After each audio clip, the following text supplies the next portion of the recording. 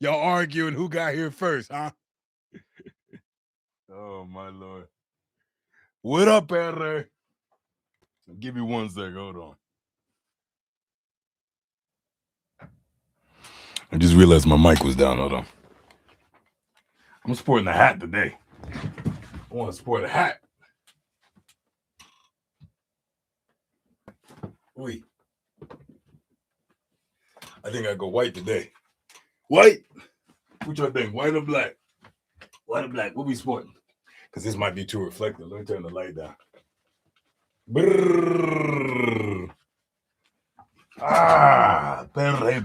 Perre. All right, hold on. What y'all think? White or black? Which one? White or black, y'all? Here we see a wild diesel in his niche. Yes, sir. Okay, I got you. Don't worry. I got you. Hold on. I got you. X_B coming with them funny ones. I'd say black. Black, y'all feel it? All right. I mess with it too. Y'all chat. Yeah. I mean, it's everything I gotta do. If Perre says that it's the black hat, it's the black hat. Hey, white, Puna, what's going on now, baby? You're throwing off the whole chamber. All right, let me see. Can I? What's up, baby? What up with it? What? We can't flex like this? I can bring this style back. This look like the early 2000s right here, baby. You don't know. No, low key, it kind of work. It kind of work, low key. Why does vibe look like low key? I'm like 50 Cent. What up, baby? What's going on? I look like Tupac with 2 hats, 100%. Shout out to Tupac. Listen, y'all, I'm gonna come real quick because I saw this at the top. I want to hit this off. Hold on. Yeah, because you said _B. You said here we see wild diesel and its natural habitat. Yes, this is my natural habitat within my office with these. Well, currently I have most of the LED lights off at this moment. I usually save it for the videos, but anyway, as we get into today, how are y'all feeling? One thing that I want to start doing when we come here on Sundays is get a chance to also check out how y'all week been. How are y'all feeling today? How was your week before we just get me here chatting all crazy? You feeling extremely good? I'm so thankful to hear that. And all of these wild times we got, it's good to have people feeling good, feeling like you're in a nice place, breathing, living. Bambucha! Do you like 50 Cent or Eminem more? That's hard. You know why it's hard? I think Eminem is a better lyricist, is a better artist when it comes to that. But one of the things that is actually hard in comparison to both of them is in their time, I think that they both made such great, memorable hits that still slap to this day to me personally. But longevity-wise, I think Eminem, in regards to rap, longevity-wise, I think that he's the one that is even, obviously, with Venom and all of that kind of stuff, he's still highly capable of killing it in the rap game, coming out of retirement. 50 Cent, on the other hand, though not a rap god, I think that 50 Cent is a good businessman. I think that that's the route that fit him the best. All right. Hi, Laurie. How you doing over there? Hello. You feeling great, Puna? I'm glad to hear it. Ain't nothing better. Listen, Puna is one of them original OGs, y'all. We always got to show love to Puna. Puna and then _B breaking their necks to get to this daggone channel. And even today, I know that your sister is coming to visit you, so that's going to be super awesome. And you're still taking time to spend with us. And I 100% appreciate everybody that's here taking the time to spend with us. All right. My sister visited today and I had a nice time. Oh, so she already came. Oh, okay. That's dope. I hope you had a great time. Ain't nothing like seeing family. Also, can we have a moment of respect for cool that room decor is? What room decor? Are you talking about my room? This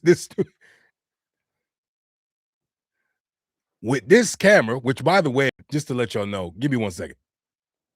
So up here behind you, I'll give you guys a little sneak peek. Y'all about to see the sneak peek, so sorry for the ugly turn.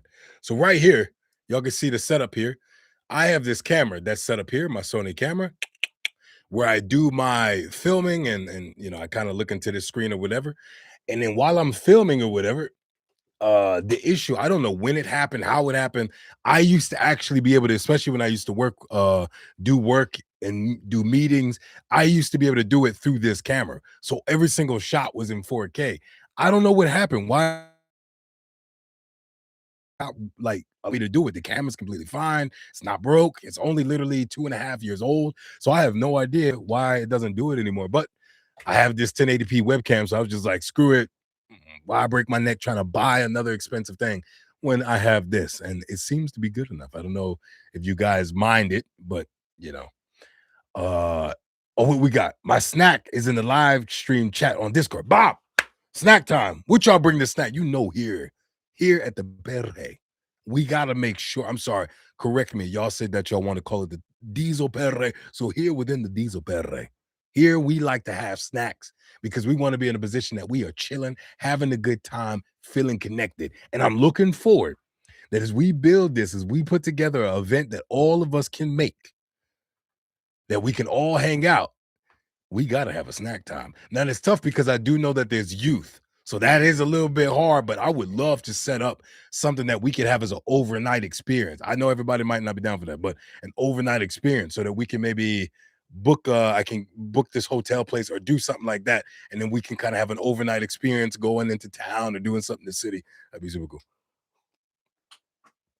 And guys, I got some water. Yeah, today I got some water in there. Are you gonna watch the Spider-Man next week? This Spider-Man is the one with the Hawk and hold on, it's a Hawk and who else was in there? Hawk, a Punisher. Yeah, I have actually seen this is quite funny. Can I give you Babucha, can I give you this real quick so I'll continue to move on.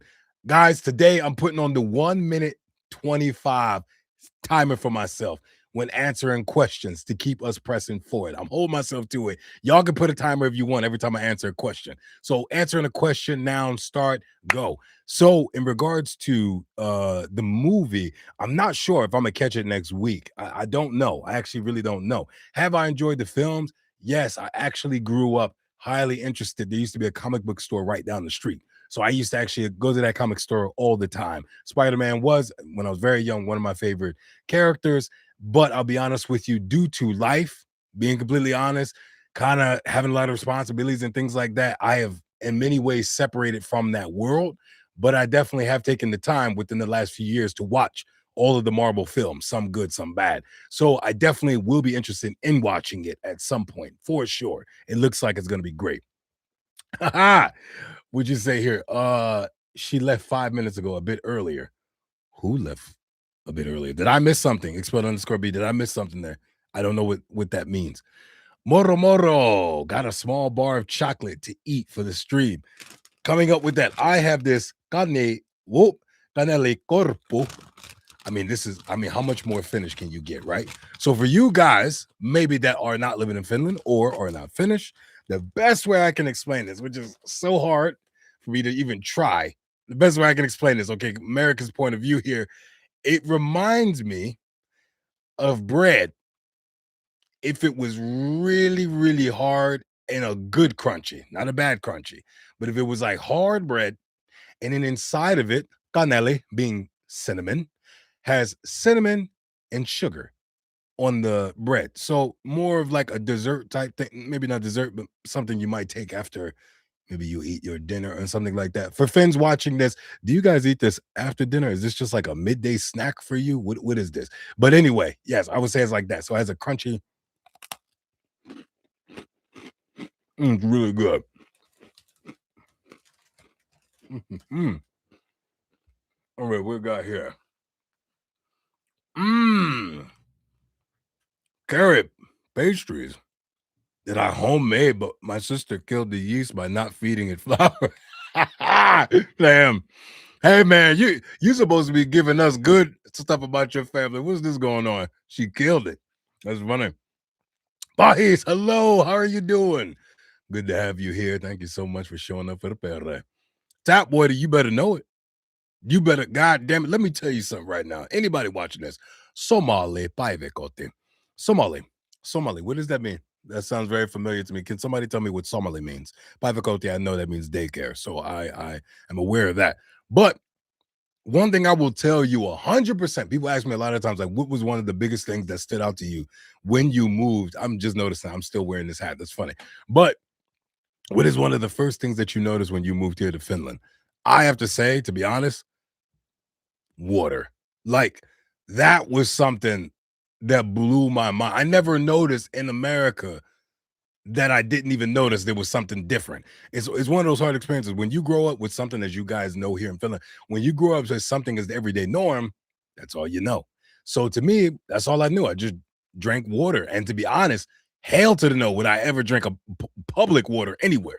Never anywhere. Like, I'm not drinking no water unless it's like coming out of one of those little things you press the water and get it from a cup, and it's at an office or something, maybe. But I would never take water from no public spot. But here in Finland, more or not, I am not going to talk about Helsinki, but more or not, most of the places, especially out here in the countryside, you can literally take tap water, and it's like drinking from the gods. It's like drinking from the fountain of youth. It's so beautiful, and I love water from the faucet when it is winter. That is the best water right there. It's so cold, so amazing. Well, what you got here? Hold on. When I said she left, I meant my sister. Oh, yeah, yeah, yeah. I got you. I got you. Bahis, so how old are you? I love it. I want you guys to guess. This is actually one of the funniest things ever. I want you guys to guess, how old do you think I am? It's one of those tricky things because I understand I'm also a black guy, so I know that can throw people off when it comes to age. To age. So, guys, give me a range of age of which you think I am. I want to see that first, and then Bahis, I will answer. How am I doing? I'm trying to keep under my 1 minute 30 seconds, y'all. Let me know how I'm doing. I got there's my boy Strumshom. I still haven't pronounced that exactly right, but I'm trying my best. I got myself a shop made chicken bacon sandwich. God damn, man.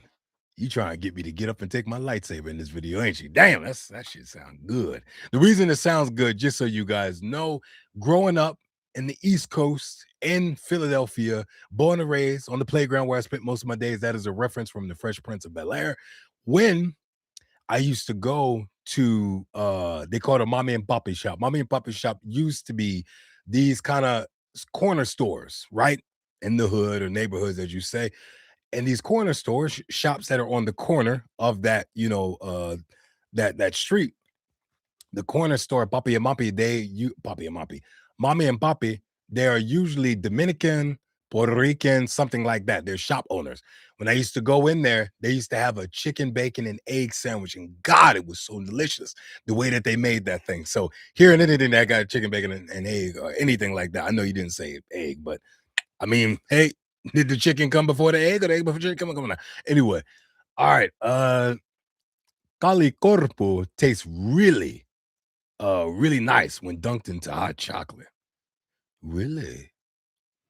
I never thought about that. But also, guys, I don't really drink hot chocolate in Finland because in America, the hot chocolate I grew up on is dramatically different. You guys make hot chocolate totally different. I'm not going to lie. It looks super nasty when I looked at it. Like, it looked kind of, I don't even know. It looks slimy chocolate. I don't even know. Like, the way it's made looks so strange to me. It might taste good, maybe, but it looks strange. So I was just like, yeah, I'm good, but maybe I should try it. You got to eat the corpo with coffee, bro. All right.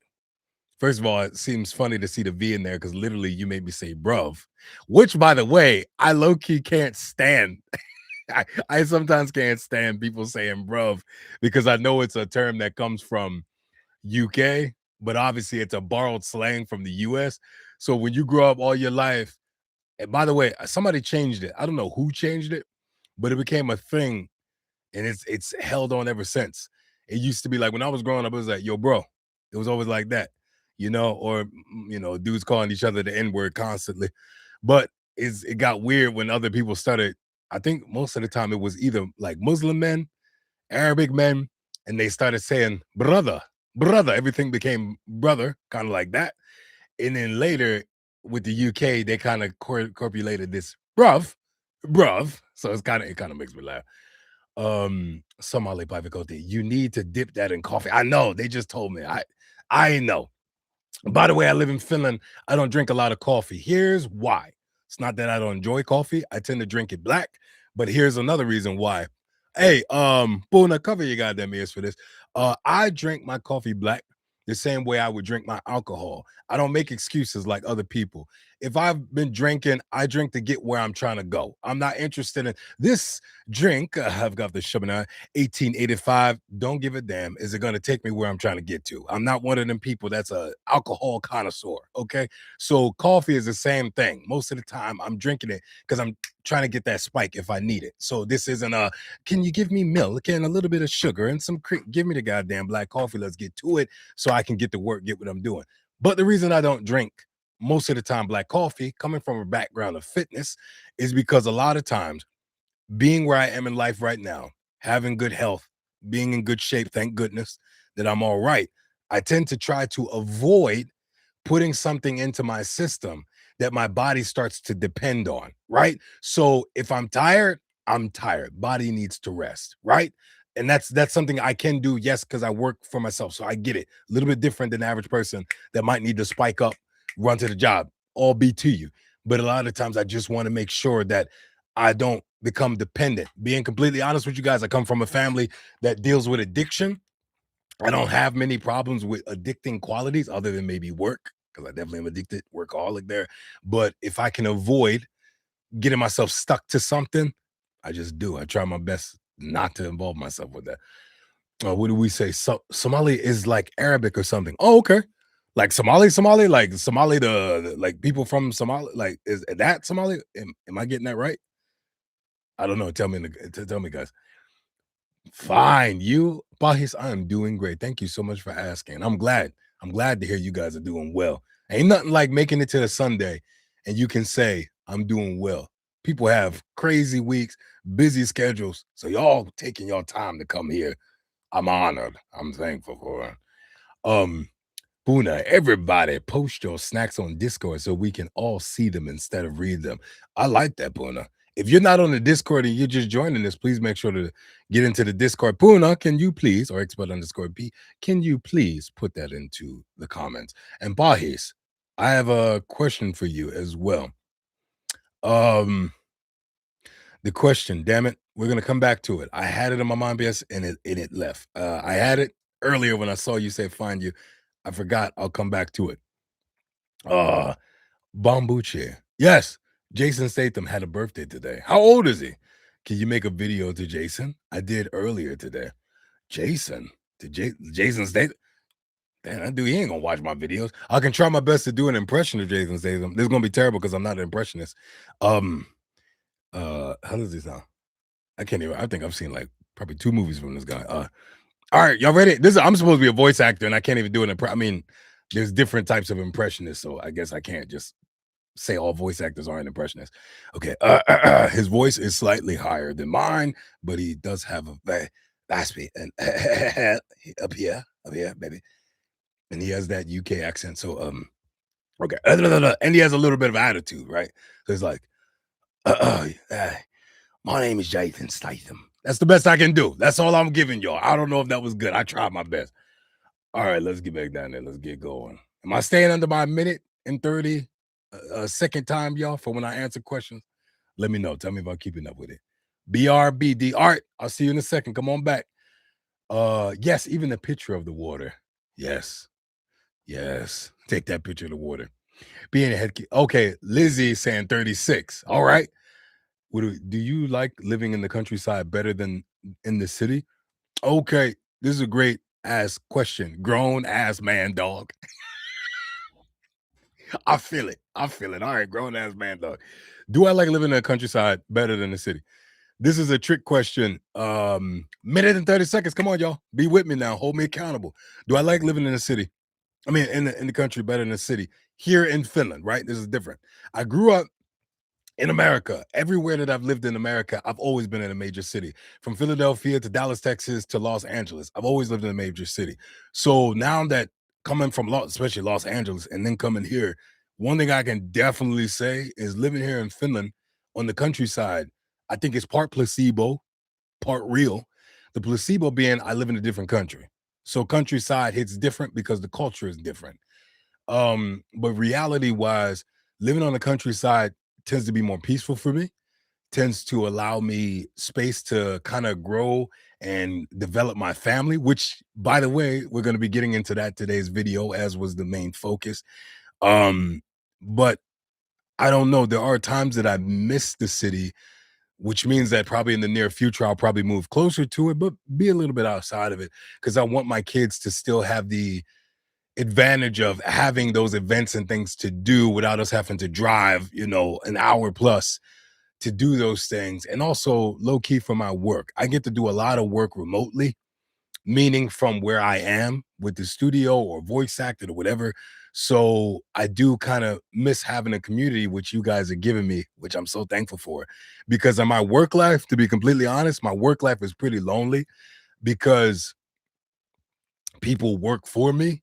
So I don't have somebody that's at the same level in my business as me. So I have to run ideas, I have to run connections, I have to make the relationships with clients and things like that. So by the time I'm turning to my team, it's more so with direction rather than hey buddy buddy buddy buddy. So to me, I do kind of want to be in an environment around other people, whether they're business owners like myself or just working environment where I can kind of be around people that also have that everyday life. They're going, going, going. Because most of the people where I'm at, they either doing really well or some of them are just older, because they're either doing well, got family, got kids, or they are retired and old, pretty much on the countryside. So where I'm at. So I think that that definitely affects it because I have zero social life, 100%. This is my social life. Like, this is 100% my social life. And I'm not mad about that because I'm so thankful. Like, really, guys, I am thankful. I am honored of the family that I've been given. I love seeing my children. I love being with my partner. Like, I don't have anything negative of trying to escape that. Not at all. And a lot of times, even when I go public places, I'm not going to lie. When I've gone to Helsinki, I'm doing work, even when I'm in the best things that I want to be doing, I'm missing my family and I'm thinking about them and wondering how they're doing. And I send them text messages and call them because I'm a homebody for my family. But I still outside of that, it would be cool to kind of have that kick it around group to do stuff. Uh 28 years old, probably. Okay, 28 years old. Puna. I'll give y'all three more guesses as I go. Puna. Big D, pin the link to the Discord. Got you. Don't worry about it. I got you. Anybody that needs the Discord link, you can get it here. Let me hold on one second, guys. Boom. Did I pin the right one? Hold on, I'm just checking. Okay, yeah. All right, so anybody that's on here hopping in that wants to be a part of the Discord, where we are still building, we're still learning, connecting, kind of creating a community for our perre. Hop on there. We like to have conversations sometimes about things going on, sometimes a little bit longer discussions, but we're also branching out into working on Suomi chat, where we're trying to, for us that don't speak Finnish, trying to engage with chatting in Finnish, where I got to get in that more, guys, because Lizzie is killing me in that game and then everybody else is obviously speaking Finnish, but so helpful there to guide you and be there with you. And then we also have media where, I mean, there's a lot of tags, but I'm saying the ones that's most used right now, media where you can kind of share things going on. Maybe you got your dog or you're doing amazing drawings, just putting it out there. All right, let me see here what we got. I'm thinking that you are about 36. You're at least 30, I'd say. Okay. Buddha, 89 years old is my guess. Damn. 86 years old. I didn't think anybody would guess that I was born in 1938. Hold on, time out. Damn, I got to do the math real quick. Shit, I just threw out a number. Don't fact check me right there. What did I say? I said 1936. 1936. Damn. Oh shit, I was off. Hold on a second. Not 1936. Hold on. 1942. 2026. Ah shit, I'm still off. Yeah, so I was born in 1940. Y'all didn't see any of that because I didn't share the screen because I wasn't doing anything. I was simply see what happens is when you get he said 89. Damn, I'm still off. Wait, 19. Yeah, I was actually closer than I thought. I don't know why 86 got my head. He said 89. So I'm sorry, when you get old, when you get to my age, 89, you tend to kind of start forgetting. 1936 was such a long time ago. So, sometimes that it's not that I have dementia, but a little bit. Hello? Sometimes you hear voices from the past. I'm messing with y'all. Hey, one more guess and I'm gonna give the answer. This is hilarious. I posted my snacks in Discord. There you go. Share them snacks. Somalian, yes. Okay. They're one of Finland's biggest ethnic minorities, I think. Okay. Did not know that. Hello, man. What is up, Fish Head Break Room? I love these names. Y'all need to keep these things creative. I love these names. Bahis, Western Africa. Where is Somalia? So the Mur. I don't know what the Mur is, what that is.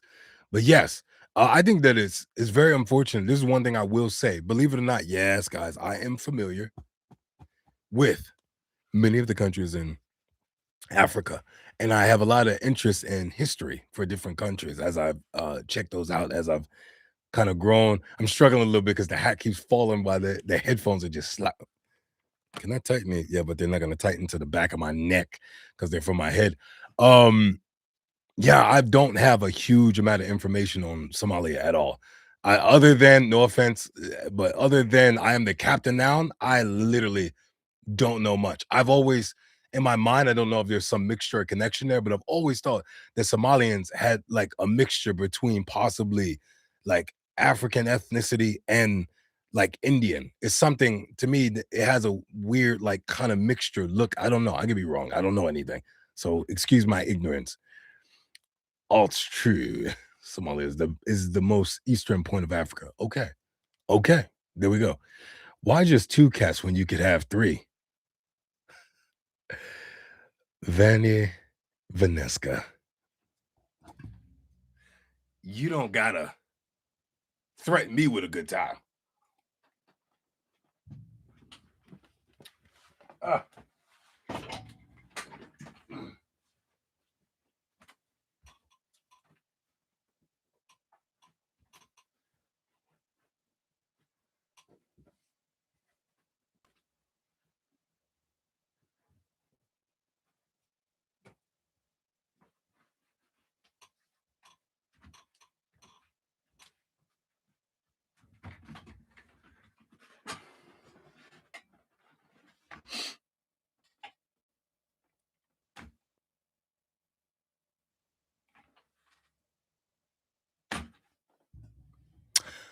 One, two, three, four, five. I'm the goddamn hat lord. This is gonna be no context when people get on here like, why does this dude got so many hats on? Hey, the challenge was accepted. Yeah, I could go all the way downstairs, start grabbing winter hats and stuff like that. All right, what you got? It's not possible that you're under 30, or is it? You never know, bro. I might be 15 living in this country looking like a grown ass man. You never know. All right. I'm from USA, living in Estonia, just south of you. Hey, what's up? What part of US you from? It's great to have you here, man. Or ma'am. I do not know who I'm talking to, but that's super dope. So glad to have. We got another American in the house, y'all. We got another USA. USA. I'm be honest with y'all. I'm never gonna sit here and BS y'all. USA is one of the hardest concepts for me. It's weird to grow up in a country where you do actually obviously want to have pride because you're from that country. That country is the country you're born at, the country that you came to know and you understand.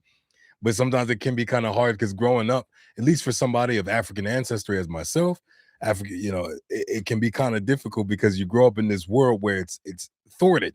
One part of the world, and not the world, I'm talking about in America, but one part of that world you grow up in as a Black American is the world that's telling you, hey, America, America, America, it's the greatest, it's the best place in the world.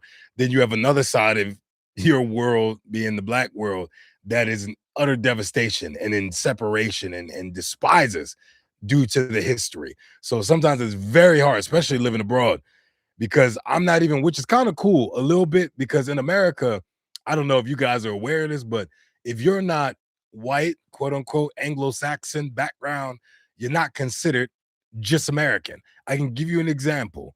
I could apply for a job right now in the US, and there's going to be a list, and they might say white, right? They might say American. A lot of times they'll just say white.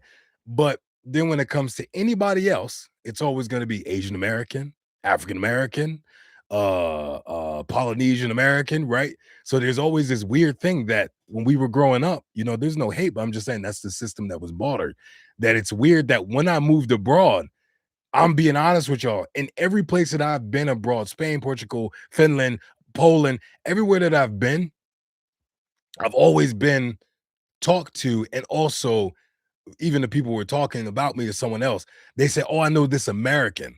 And it's so crazy because, to be honest with you, I do take pride in that, and in a sense of being thankful that, damn, my ancestors growing up had no sense of being in the system as a human. They weren't even considered human, right? By law.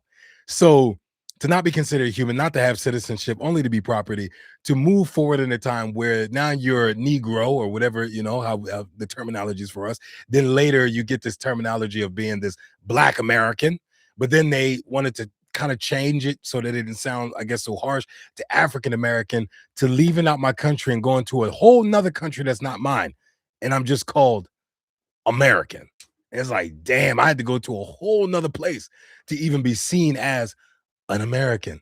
And then the even funnier part about it, I want to know this from Fish Head Bread Room or Fish Head Break Room, excuse me. Have you experienced this? Because when you are, at least from my point of view, being somebody of color, living in Finland or anywhere that I've been, you get every stereotype of America, not just one. They don't just go, so do black people do black? No, they like, do Americans. And then you get everything that they probably seen in movies and social media that doesn't even register to your personal group that you might have grown up with. Time has changed, though. I'm letting y'all know as I'm getting into my age, but time has changed because back when I was a kid, like, we are technically the first generation of true integration, right? Before us, our parents were the first generation of non-segregation, but my generation was the first generation of actual integration, that you were going to a school where you might see, depending on your area, you might see somebody that was Asian or white or this or that, and it wasn't like a huge, oh my goodness kind of thing. So for you guys asking, I'll be 31. I'm not old. I look old. I sound old. I balded, so that does not help you at all. So I'm not old at all. Um, and I wouldn't have a problem even if I was old. I'm taking every single age with pride. Y'all will never shit on me about my age. I will enjoy every single age that I am. The more I live, the wiser I truly want to become, not just waste my years. It's the Hat Lord. Okay, I did it again. I don't know if I did a minute 30. I might have went over right there. YT always pops your videos up in my feed. I love that. I'm so glad to be in your feed. That is an honor. Damn, is that the Hat Lord? The Hat Man from my sleep paralysis. Hell yeah. I hope I'm in your dreams. I hope I'm sitting right there in y'all corner.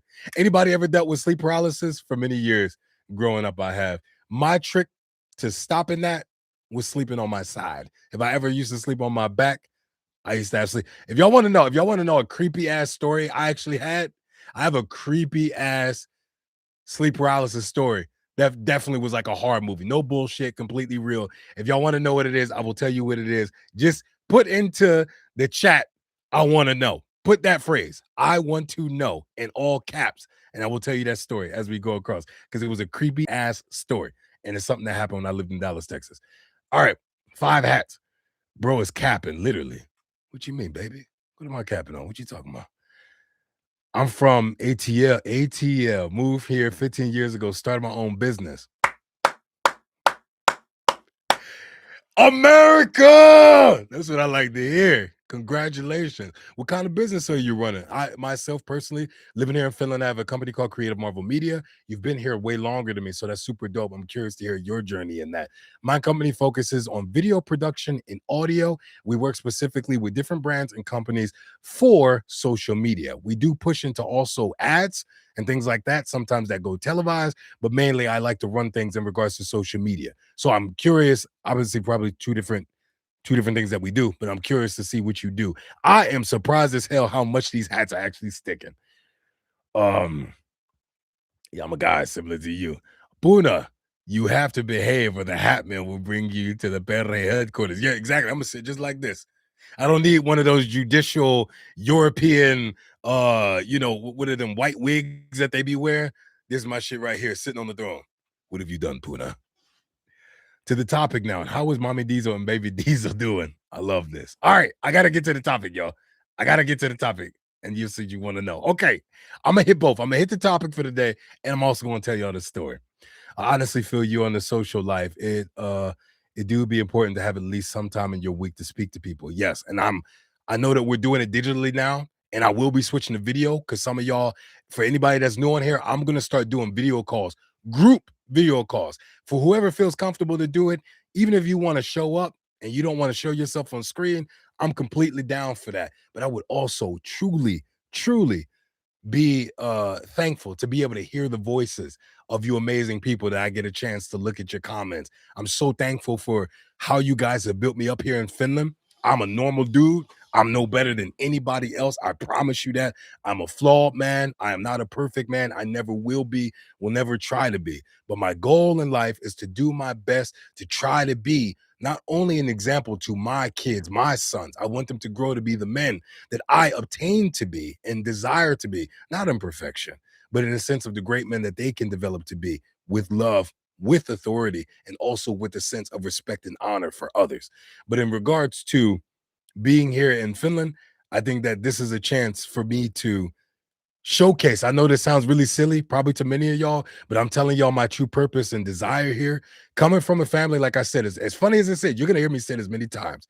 Coming from a family, knowing our background, knowing our history in the country of America, to me, this is part of my journey. This is part of showcasing what we are capable of, showing my family that there is no closed doors. We might have been oppressed within our country, but I want to show them that if there's anything that you want to achieve in life, you really can. It is not easy.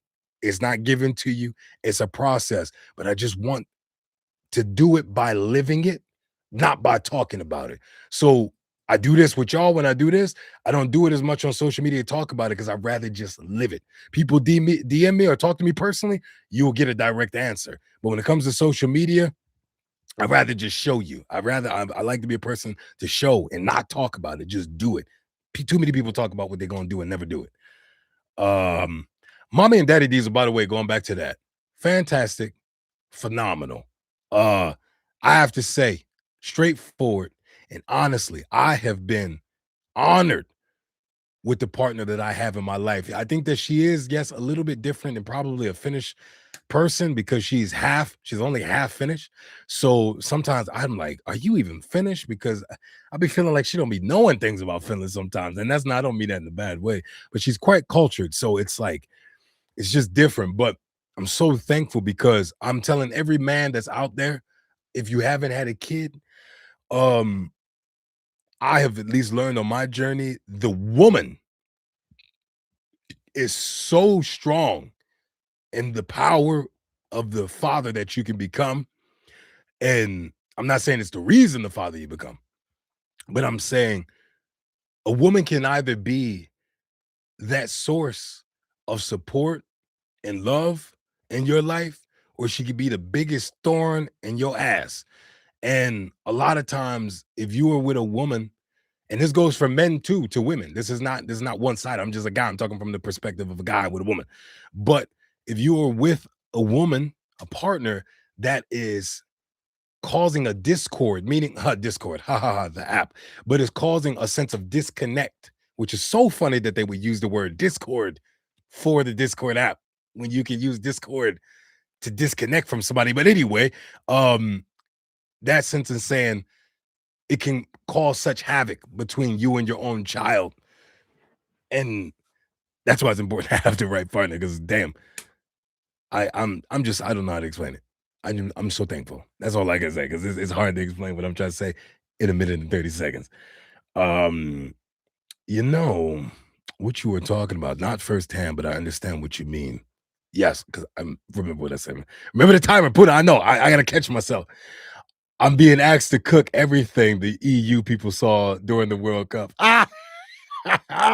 Cook it up. Get in that kitchen. Do the damn thing. Set them up. You got to take care of him. Got to give him that culture. Today, ironically, I told you I've lived. I don't know if when you got here, but I'm originally from Philadelphia.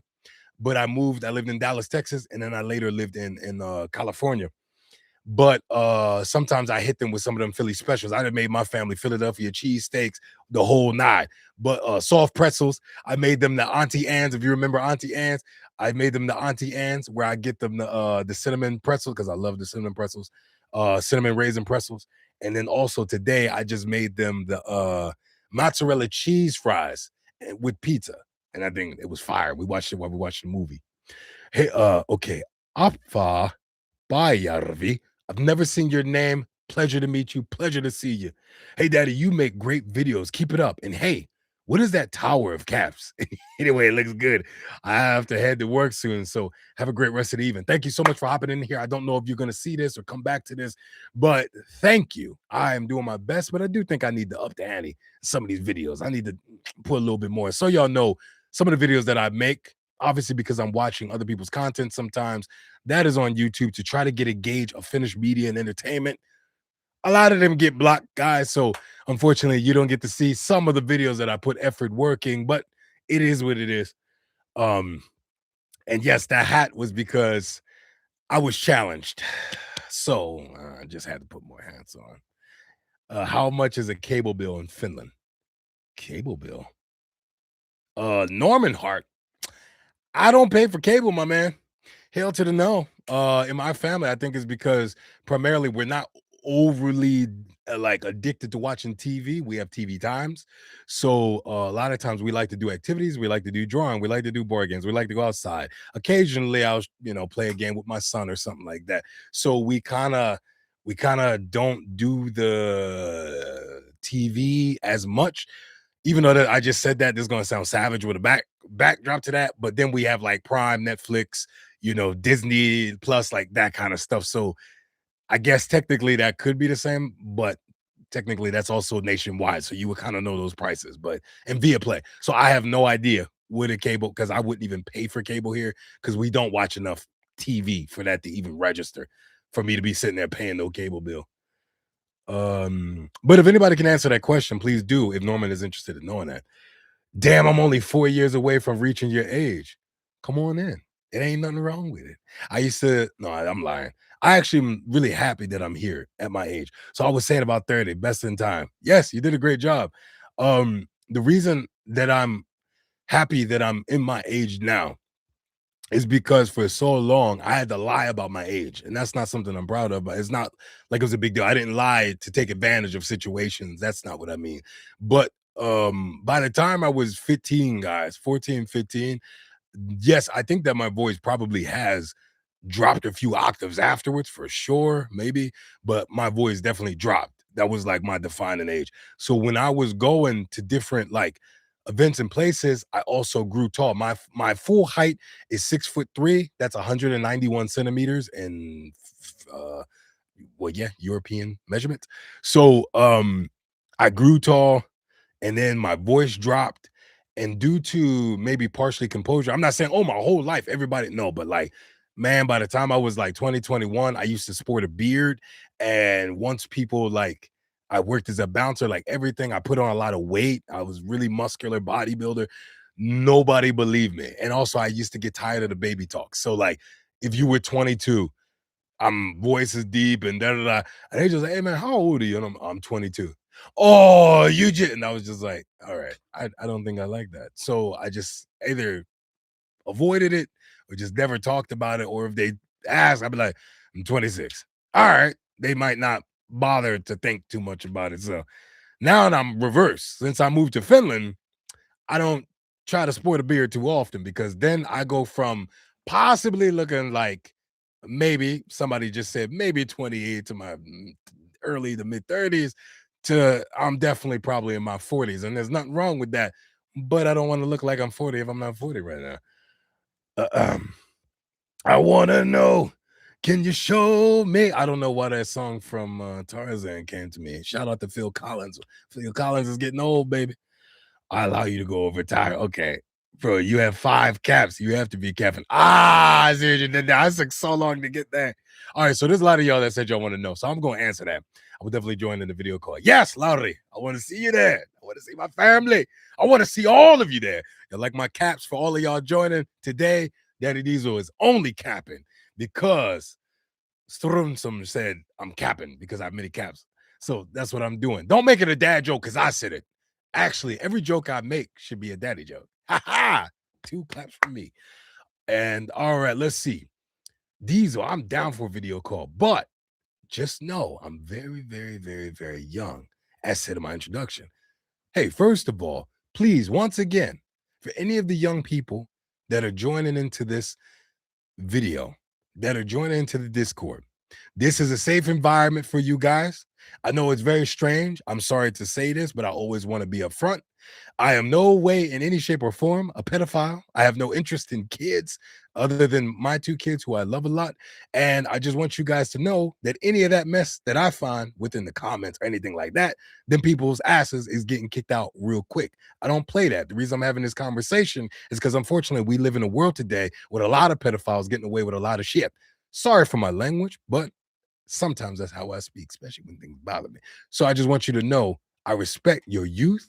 And I also would like to say, if it's okay with you, I know it's a lot to ask, but if it's okay with you, I would at least feel better, depending on your age, if you were to ask permission from your folks, because I just always want to make sure that we're in a place that everybody is okay with what's going on. Okay. I know that that's a lot to ask, and it might feel like, oh, why I gotta ask this guy? But I'm just saying, as a person that cares and wants to make sure that the youth are learning and growing in a respectful like manner. And I'm not trying to de-age you, I'm trying to value you. Don't think that I'm trying to de-age you and oh, he's talking to me like a kid. No, I want to show you that you are valued as a youth. And that's a beautiful thing. You are literally the future of what is to come. And it is my job as a person older to you to be an example for you in this moment by showing you that respect between someone who is older and someone who is very, very, very, very much younger. That line of respect should always exist. Okay. I'm just letting you know, should always exist. I sold my casino game company. Goddamn, I know Fins loved you for that. I don't know. It's a weird title title. Let me know, Fins, because I'm a little bit confused about that. I got Fins that, I mean, they all about betting, and then other people that's like, oh, betting is the worst thing in the world. I'm not religious, guys, so you got to explain that to me. Built it up to 63 staff. Damn, congratulations, you're doing the thing. Started fintech company. Okay. And now I'm also into AI. Okay. I'm curious how that works for you in regards to doing a casino. I mean, you're not doing it anymore, but curious what you've translated your work into. Love hearing your company is going well. I know how it is for us being foreign in a strange land. The thing I try to always say, I'm trying to say your whole name right, Fish Head Break Room, is the best thing. If you are an entrepreneur and you're a foreigner in Finland, this might sound hard and harsh, and I don't know, I'm not going to say for everybody's career this is going to work. I'm not going to lie to you. But at least in regards to certain careers, including mine, the thing I realized immediately was if I want to get Finland to value my work, I have to do it outside the country. And yes, I get more lucky being an English speaker? Yes, probably, because I was able to kind of fine tune my focus into the US, into the UK, into Australia. And by going to those places, guess what I was able to do? Pass and fail in secret. I was able to make a lot of mistakes. I was able to learn from them. And after learning from them, I was able to come to Finland fine tuned and proper. So by the time I got here, when I have different company names under me, like Marvel and stuff like that, it immediately is like, oh. And I always tell people straight up, Finland did not need me. Finland sees no value in me. Finland didn't need nothing from me. So that's why I took the effort and was like, you know what? I'm a put in the effort and work so that when I come back, it's not me just showing up at their front door with ideas. It's me showing up to the front door with actionable projects already put together. That being said, going back to what I said, I like to be a man of action. I don't like to tell people. So most of the time, by the time I'm telling you something that's happening, it's probably because I've already done it or it's almost done. So that I just always believe in that. So curious how Fishhead Break Room, how you broke through that door in regards to the casino. Grown ass man, dog. It's hard to have American pride right now. I know. And I didn't know you were American. So thank you. Good to see you. I wish you would have let me know that because I would have gave you just as much love. Keep me to a minute 30, y'all. I'm so embarrassed about the craziness and how we look to the rest of the world. Right now, and at least the people that came from FIFA games enjoyed our food. Listen here, I'm gonna tell you this right now. I'm gonna tell you this right now in this moment. I know I keep bringing up being black in this situation, but it's the concept I'm trying to say. I have no embarrassment. Hear me out. I am from America. I was born in America. I was raised in America. And now I live abroad. I'm not embarrassed about being an American. I'm not embarrassed about being from America. The reason why is because I'm not America. I'm an individual. I am a person. And I would like to live a life that I can, in this day and age, hasn't always been the option, but in this day and age, people can meet me for who I am rather than always hitting me for where I'm from. And the reason I'm using that is because also in this time and age, I see a lot of videos of melanated brothers and sisters like me that are plastered across social media in a very negative way in things that we do, ways that we act. But all of those things are caricatures of black people.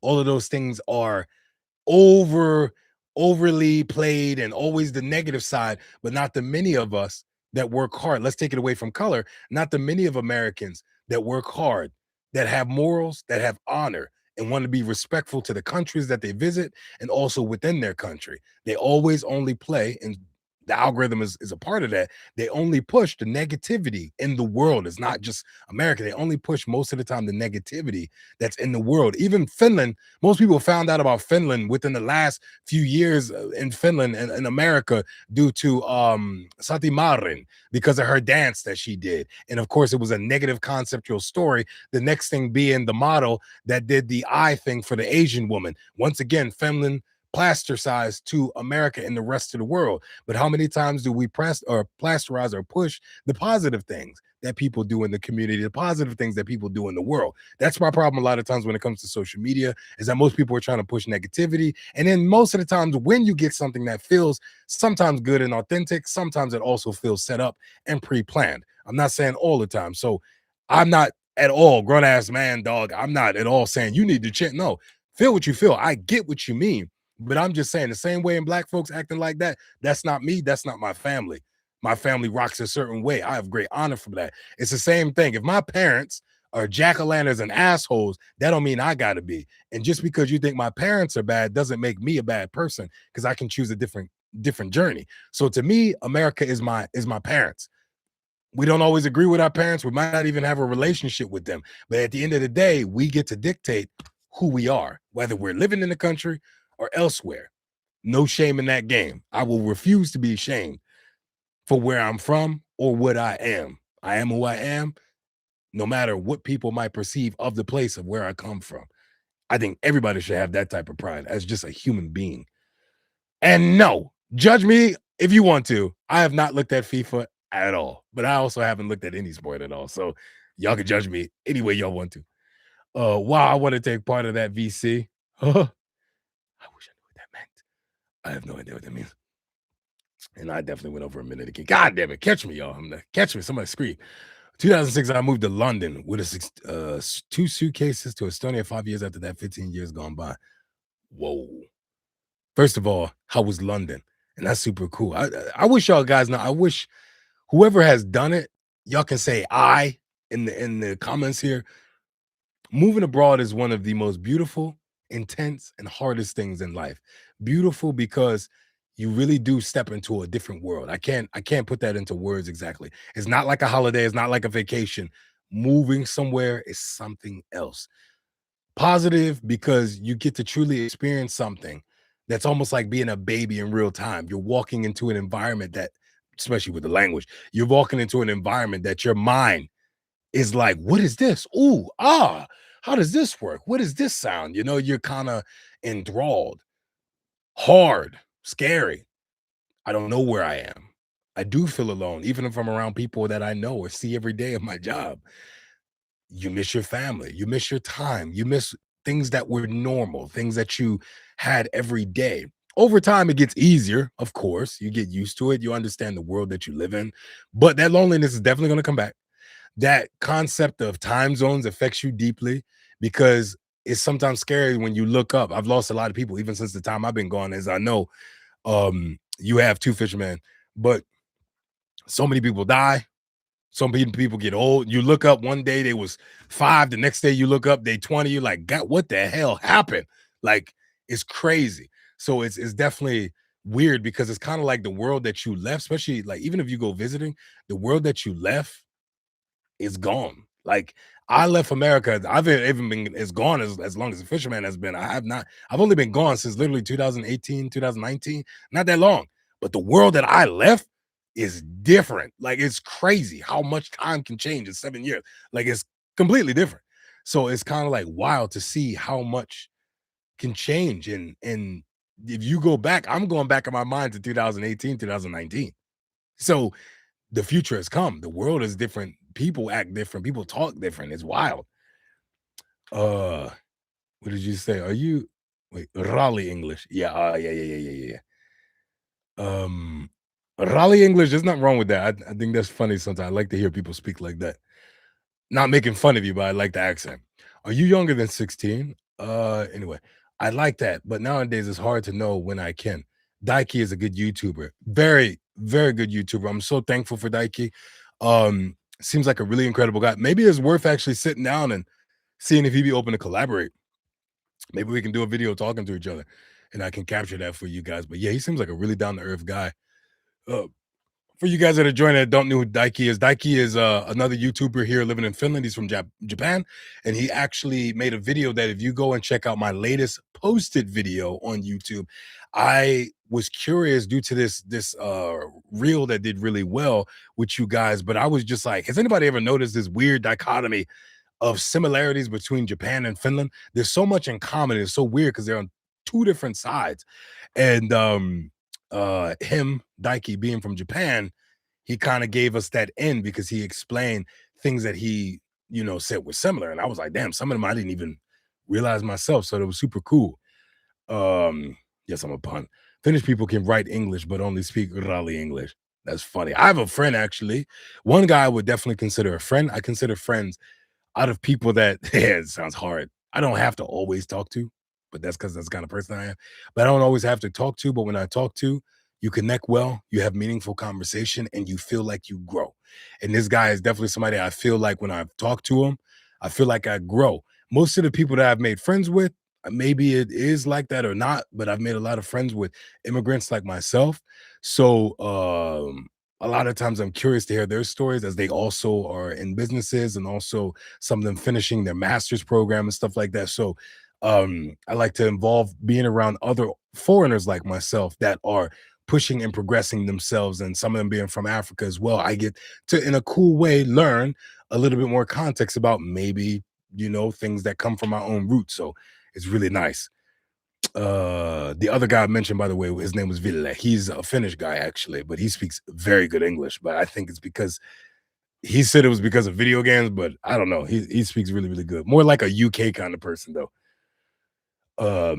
Puna is so real for that. Half of us are gonna crumble with our English on the VC. Nah, why are we stressed about it? Don't stress about it, please. Come as you are, because that's what makes everybody so unique. I don't care.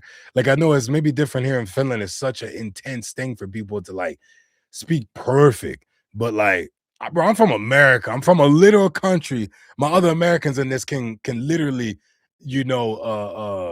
agree on this. But man, I come from a country where not only people from different regions of America speak differently in just regards to the context of dialects and accents, but then you're going to meet different other cultures or ethnicities that have moved to the country that speak English. Plus, if you travel the world, you'd have met so many different people that don't just speak English, they speak their own like version of English.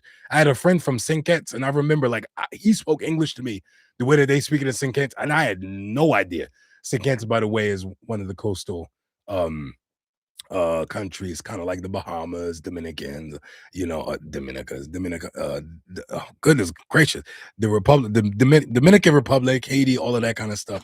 But yeah, so it was so interesting because I talk in VC a lot What did I miss? You didn't miss anything. You got it right here in time. I'm just discussing. I'm about to get into family life, but I'm about to tell you all this scary ass story. I know I'm supposed to get to that.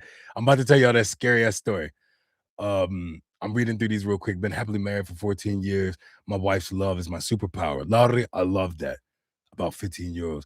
I love that you said that because really, guys, love is not a fairy tale. Love is not something that's going to hold your relationship. It is not. It will not hold the entire relationship. It for sure will not. Love is something that surpasses many things 100%. But there also is forms of acceptance. There's forms of moments where they're going to be at their weakest or you at your weakest. And it's not just always love that holds everything. There are steps outside of that where you have to look at someone because love will fail sometimes. Love will fail. You're going to look at that person sometimes as the person that you love so much, and sometimes that you like, I can't stand this person. I ain't say hate and all of that. No, but you just can't stand them. So I think that there's this in between lane that really maintains that. And to me, it's like, I think that that's the beauty of it is I know it sounds super silly, but when you get to the day that you look at your partner and you kind of like, I don't even really know why I'm with this person, but I'm really thankful that I'm with this person and that they're in my life. Sounds really silly, but it really do be feeling like that occasionally, where you just looking at it, you like, damn, I really love this person, or I really feel deeply connected to this person. It's a gift that is not easy to find, and it won't be found with everyone. And everyone that tells you they love you does not mean they love you. Don't fall for it. Look at once again, the thing that I told y'all, something that I've adopted in my life for many years now. Look at people's actions. Stop trusting people's words. That includes social media, that includes family. Look at people's actions. That's the truth. And I like this as well. If you have somebody in your life that's not treating you well, that is doing the same thing over and over again, they've showed their cards, they've showed who they are. And one term that changed my life that I heard a long time ago, it says, don't be surprised when they do the same thing. Be surprised when they do something different. Take that as it is. I'm down for a voice chat. I got really solid English. I don't care if you got solid, raleigh, barely any English. All people are welcome. Your presence alone is fine. You could mute. I don't care. Your presence alone is fine, and I am more than honored to be within that presence. First, I have a parent, not parents, and my mom does not give a piece of her mind about me talking to people online because she knows I'm intelligent. Pause right there. We're gonna have a conversation. We're gonna have a conversation. First of all, in regards to you having, which seems like I don't know if that's a passing. I'm not here to pry into your personal life in regards to that. All I'm gonna say is that I'm hoping that you and your mother's relationship is a good one. Not everybody has that, so I can understand and respect that. That's the first thing that I want to say. Um, but I do want you to know, I believe that you're highly intelligent. I've seen many of your messages, and I'm very thankful to have your messages here. But please do always be aware that we fall constantly to the things that they put on these screens every day. We fall to the social media. We fall for the things that they kind of groom us for. So even with all your intelligence, and I know it's great, I know it's up there. Still, no matter what, because this is perre, I'm always going to tell you, be careful. I'm very happy that that you would be allowed, or your mom not caring. I hope that means in a good way, not that she's just like, I don't care what this child is doing. I hope it's not like that. But in regards to anything that comes to anybody being young on these platforms, just be careful, please, please. I just would rather have said it than not say it because I might not be there whenever you come across different people on social media and video chats on these video chats where you could talk to other people or games or whatever. I'm not there. I just hope that the Daddy Diesel message sticks to you. Just be careful. Where's that? Okay, of course, yes. 100% my clients are in, America, similar. Okay, I agree with you. We have to make it happen for us, and I agree that drives us a lot, yes. Either way, I'm happy to be a comfortable guest here in Estonia. I would not want to be any place else. It's really nice to hear because 'cause I've only been to Estonia twice, have not lived there, nothing like that, so I can't give that, but I had a really great holiday vacation there, with the family, took them there. It was really, really nice. And it's not like there should be shame in something you don't have power over. Facts either. Same thing for the image of Finland in the eyes of Asians. Yep. London was nice, but after a few years, it's a bit intense place, and I was happy to move to Estonia, but it was a great experience. Eventually, when you leave USA, everything fades and your sole focus is here. Yeah. I do not go back anymore, maybe 1 or 2 times in 10 years. Yeah, man, it goes that way. It definitely is that way. You definitely kind of like people ask me, and I think that maybe Fishhead, you would understand as well because I definitely like somebody asked me, "Would you ever move back to the US?" And I was like, "No." But that was a decision long time before I even moved. I always knew in my mind that I wanted to live elsewhere. Obviously, that's part of even me moving around. I lived in the US. I went and moved in pretty much the places that I always wanted to kind of be. And then after that, I was like, all right, I know I want to be in Spain, which I went first, but I'm like, I knew that I wanted to live abroad. And yo, so lucky I did that because I really, even for y'all that live in Finland, I guarantee, I know y'all don't want to believe it. I guarantee personality wise, morally wise, you would be surprised that there are other countries in the world. It could be even in America, believe it or not. There are other countries in the world that have towns or cities or whatever that you actually might be surprised are your true connection in life. You would move there and be like, what? I would have never known that this was best for me or that this place would make me feel this way. And I can't, once again, I can only say, I can't do it for you, be an example of action of doing, but like it's kind of like being right now, people in Finland. I'm not, like I said, take my example, but being here in Finland, it's like being on an island where, yeah, you have the berries, you have the fruits, you have the drinks, you have many things that you're okay with. And in between you on that island, and when you look out, it's just an ocean of raging water. And the people around you say, man, life is good, life is good, life is great. Man, it's good. And some toughs here, tough, but life is practically good. And for some reason, your heart looks out and you see nothing ahead of the horizon, and yet your mind is saying, I feel like I want to know what's out there. And then one day you take that journey, and it's tough. It ain't easy because you don't know where you're going. You're kind of clueless. You kind of da, da, da, da. But at one point, you find a plot of land, and you're like, "Holy crap! This is something nobody where I'm from would believe." And every day, I pretty much live that. So it's amazing. So your kids name Baby Diesel and Diesel Junior. Yes, and I have to keep it that way. The reason why, because I have two diesels, two diesel packages. That's what I'm going to call it.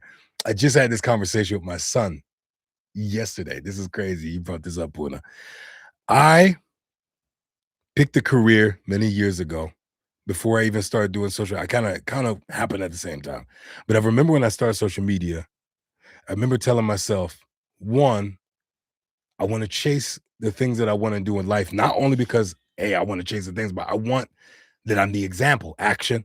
I want that when my kids grow up, no matter what they want to do in life, not only will they see it takes effort and things, the way I've raised my kids, definitely in the same bracket, but effort, working smart, not just hard, accountability, and showing up.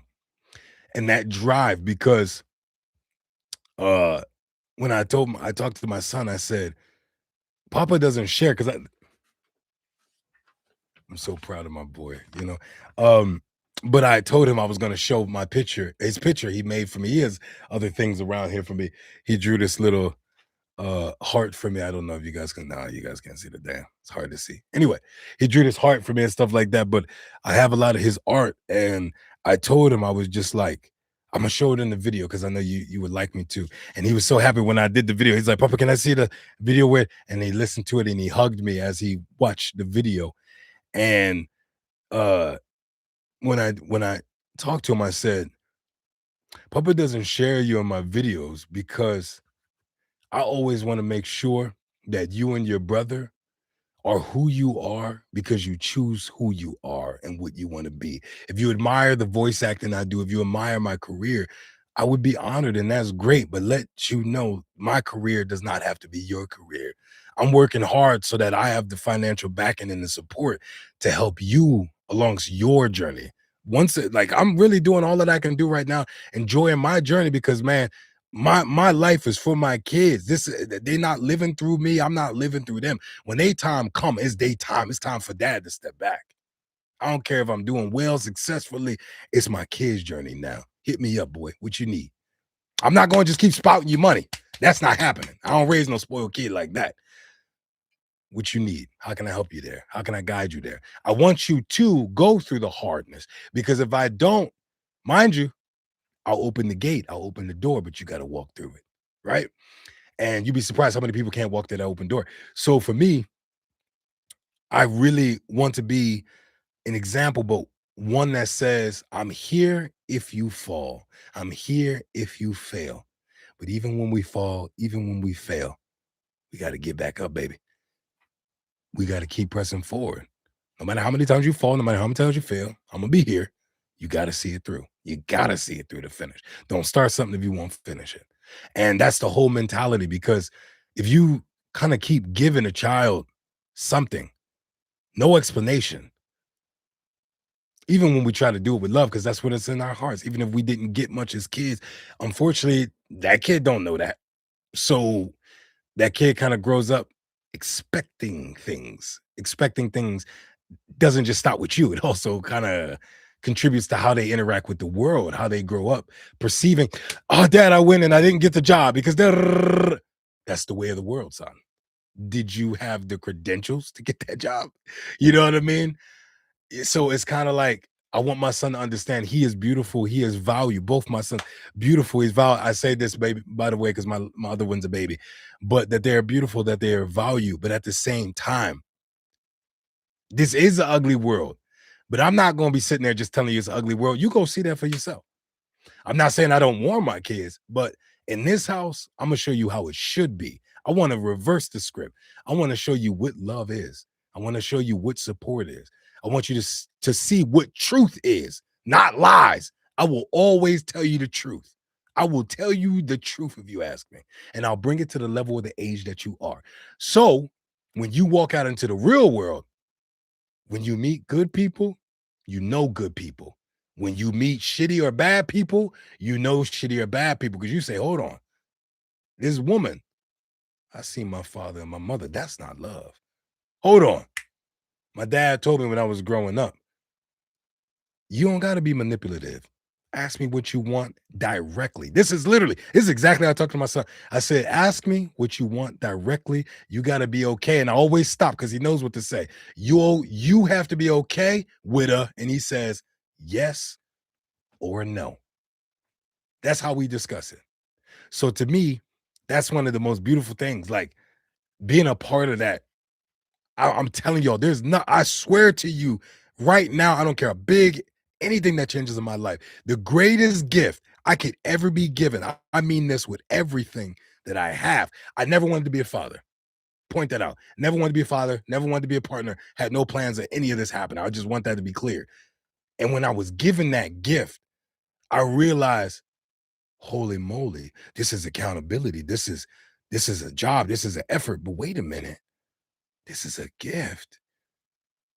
I got a boy that wants to see me, that wants to show me everything he does. Right now, at this age, I'm the center point of this boy's world. And guess what? I got a brother that's a decade younger than me.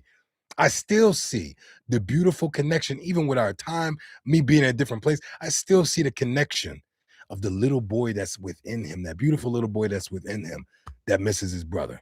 I still see that today because of the connection, the love, the time that we spent. I still see it today. And he's a grown man. So looking at my sons, I see the value that, yeah, he gonna grow up, he gonna be a teenager. Go hang out with your boys, do your thing. But remember, whatever decisions you make, whatever risk you take, the consequences, they come like this. If you've been drinking, of course I'm gonna be upset. I'm gonna be disappointed as hell. We gonna have a conversation about that, but one, you gonna call me. When I'm talking about drinking, I'm talking about underage, y'all. You know when you can call me, damn, I know what I fucked up. I messed up. But I'd rather my son pick up that phone and call me than to jump into a car with another possibly drunk or intoxicated 16-year-old, 17-year-old kid. Right. So to me, honesty and truth is the best way. You lead them the best that you can. You give them the direction, but you got to live the direction. That's the problem. Most parents can't live the direction that they teaching. They're hypocritical. We all have a sense of hypocriticalness, of course. But even myself, when I catch myself sometimes doing stuff, I'm just like, oh, damn. I told my son not to, but look at me. I told my son, hey, after you drink your cup of water, can you please take that into the kitchen? Look at me. He's asleep. My cup is sitting on the table right here in the living room. How can I ask my son to do that without don't do that? I hold myself accountable even when my son's not in the goddamn room. That's called parenting. That's called learning. That's called maturing. That's life. But you got to hold yourself accountable. You can't hold your kids to a measure that you don't even hold yourself. But also remember what humanity is. A 7, 8, 9, 10, 15-year-old kid, brain not fully developed till you 25, y'all. You got to be that part of the brand that they don't got yet. And that's not no mean way. That's not to put them down. That's called true love. That's called true connection. That's called true parenting. Stop making excuses. Be the parents that we need to be. Kids ain't just watching stuff on the internet. Parents just not involved. That's the biggest issue. Everybody want to blame the kids, but don't want to take any type of integrity of looking at themselves and seeing what have I done? Where have I left my kid? What impressions have I allowed my kid to have? Thoughts deeply. I went on a rant. I know I failed this. I'm sorry about it. God damn it. You might be the first American I've spoken to this year. Damn, I'm definitely honored. Hey, man, come on back. We got a Discord. Look at the link. I pinned it at the top. Discord. If you don't know what that is, I also just learned myself and getting involved in my Bere family helping me out. Discord is a place that we kind of get opportunity to chat, be connected, have conversations that go beyond just this screen right here or my videos. I would be honored to have you there. Either put the name that you already have, or please, when you go on there, tag your name that you use here so we know that it's you. Um, Diinen underscore E. What up, Daddy?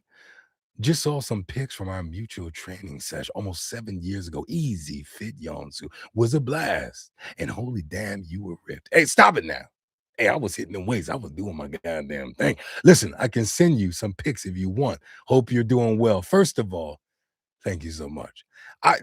Listen, I know I'm not as big as Mm, yeah, that's not as big as I was. Damn, that was a shame. Right now, and I only weigh like 108 kilos. So, that might not be as big as I used to be, which is a little bit problematic. That's by the way, for pounds, that's like 236, I think. Yeah, something like that. 236. Blah, blah, blah, blah. I'm not as heavy as I used to be. I'm thinking to get back there because I have a collaboration in the mix that will require a little bit more weight. But yeah, it is good to see you. No, you can keep the pics because I don't want to have to look at myself in shape. It'll bring me much shame and disappointment. I definitely have a type of body dysmorphia because I'm just like, damn, I used to be big. I used to be sexy. Now I'm a little bit in shape. I mean, I still got muscle, y'all. I'm just not like Diesel. I'm Daddy Weasel, y'all. I'm Daddy Weasel now. I ain't Daddy Diesel no more. I gotta get back there. Still not enough caps.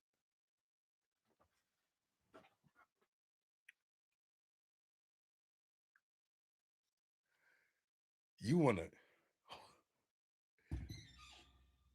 not enough caps, huh? Like I was struggling to even take the headphones off. Not enough caps, your ass. All right.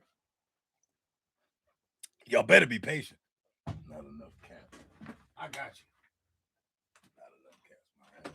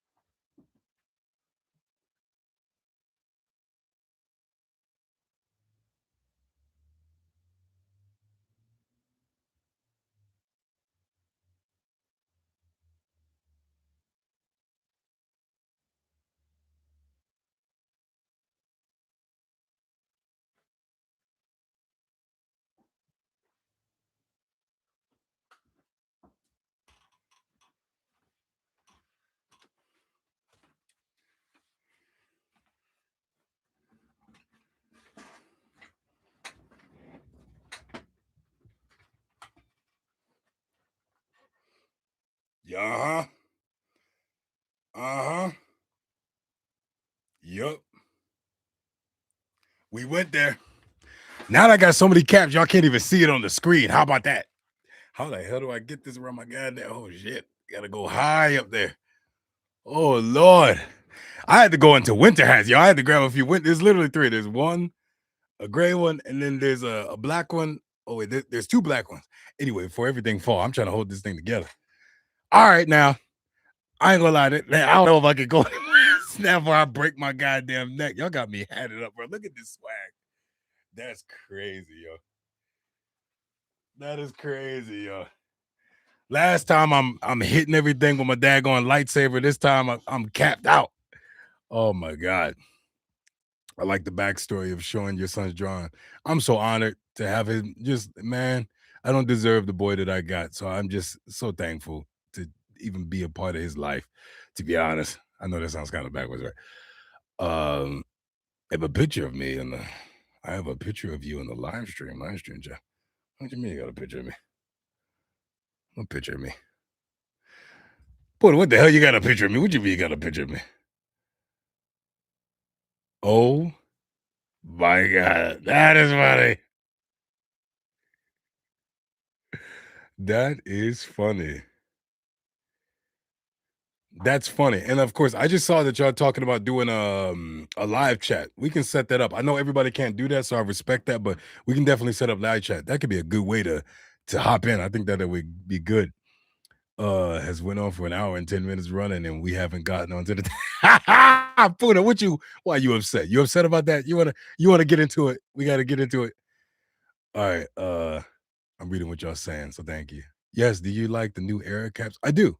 I do. The brass age. What's happened? I'm looking for more hats. Yeah, I know. I just disappeared. My bad. I was going for more hats. Oh my god. I'm here for it. Listen, guys. I'm gonna tell you this story, and then we're gonna get into it because Puna's getting upset, and I don't want our poor Puna to be upset. So I uh I had this is me going back for anybody that just joined or whatever. I'm telling real quick because somebody mentioned sleep paralysis. I would love to hear other people that have gone through it. Sleep paralysis is one of the weirdest things because, at least for me, when I was growing up, you didn't really hear it. Nobody talks about it. It's kind of one of those weird things that you experience it, but for some reason, universally, nobody kind of talks about the experience. I don't know why. But when I was in Texas, I was in my 20s at the time. It's crazy. Now I've dealt with sleep paralysis like throughout my life, especially when I was a kid. Oh my God, I had it all the time. Now, the crazy part was I don't think it was till I think I was about 25 when I found out about this. I had seen a Netflix video or yeah, series or video where they talked about sleep paralysis. And it was in that moment for the first time ever. And I was like, oh, other people been experiencing this too. I didn't know it was like other people. I thought it was just a me thing. And I thought it was a little bit crazy. But so the creepy one, let me just tell the Texas one. Soy's just announced, growing up as a kid, had sleep paralysis. Dark figure, black, tall. That's how we'll say it. But this time is crazy. I'm in Dallas, Texas. Back when I was working in Dallas, Texas, I worked 3 jobs. I worked at a restaurant, part-time at a gym, and then I also worked as a club bouncer. So my day was full, and most of the time, by the time I got home, when I tell you dead, I was dead. Like I crashed in that bed. I was gone. And I got back home and I was so tired, y'all. I remember that it was kind of like midday-ish, like I'm talking like let's say about 5:30ish, something like that. 6 before I had to go to work later that night, late night for the security. I remember it's so crazy. I laid on my bed, yo, like imagine your bed, like my bed's like this. I came into my room, sat in the middle of the bed, not on the side of the bed, like on the bottom middle of my bed, at the like, as they say, the foot of the bed. And I remember sitting down. And I felt so exhausted. I laid back and I fell asleep. Now, like I told y'all from earlier, for everybody that was here, when I dealt with sleep paralysis, it's only ever really hit for some reason, mainly when I've been on my back. There is another story I'll tell in the future where it got me on my side, but mainly on my back. That's where it usually got me. So I learned to start laying on my side, and that escaped it. But when I was in Texas, I laid on my back, and this is where it gets crazy. I can give you an exact example of how you would know what I'm talking about. And it's crazy on both my sons' lives. This is a very common thing that we do in the Black community in America. On both my sons' lives, this is what happened. And the example I can give you, no BS.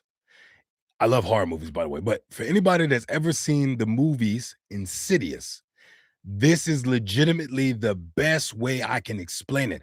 And it's crazy because then as I saw Insidious movies, I started to think to myself, yo, did they get this idea from sleep paralysis? Because I'm like, this is as close as you can get. So what happened as I laid back on my back, I've had this experience more than once. Uh People would call it astral projecting. That's what people would call it. But for me personally, when I've had an astral projection similar to Insidious, when I have had astral projection, usually it has been at night. In this case, it was strange because it wasn't night. But when I started, like when I guess I came to in consciousness, now you can say it's a dream, but it's weird how this all happened. I was in my bedroom and I remember that for some reason I just started kind of walking towards my door, but something was different. And it's so hard to explain to people what astral projecting or sleep paralysis is like because it feels completely different between what a dream feels like and what sleep paralysis or astral projecting feels like. It's something I can't even put a finger on. Two things that happen that is actually quite creepy about astral projection is I don't know what world is out there after we die, but in that world, it kind of like does this weird thing where you feel connected almost like if you were an antenna. I know that sounds so weird. You feel like, oh man, this is so hard to explain what I'm trying to say, but you feel like I don't know, you the best way I can explain it is as a human right now, if I sit in a room, I'm just sitting in this room.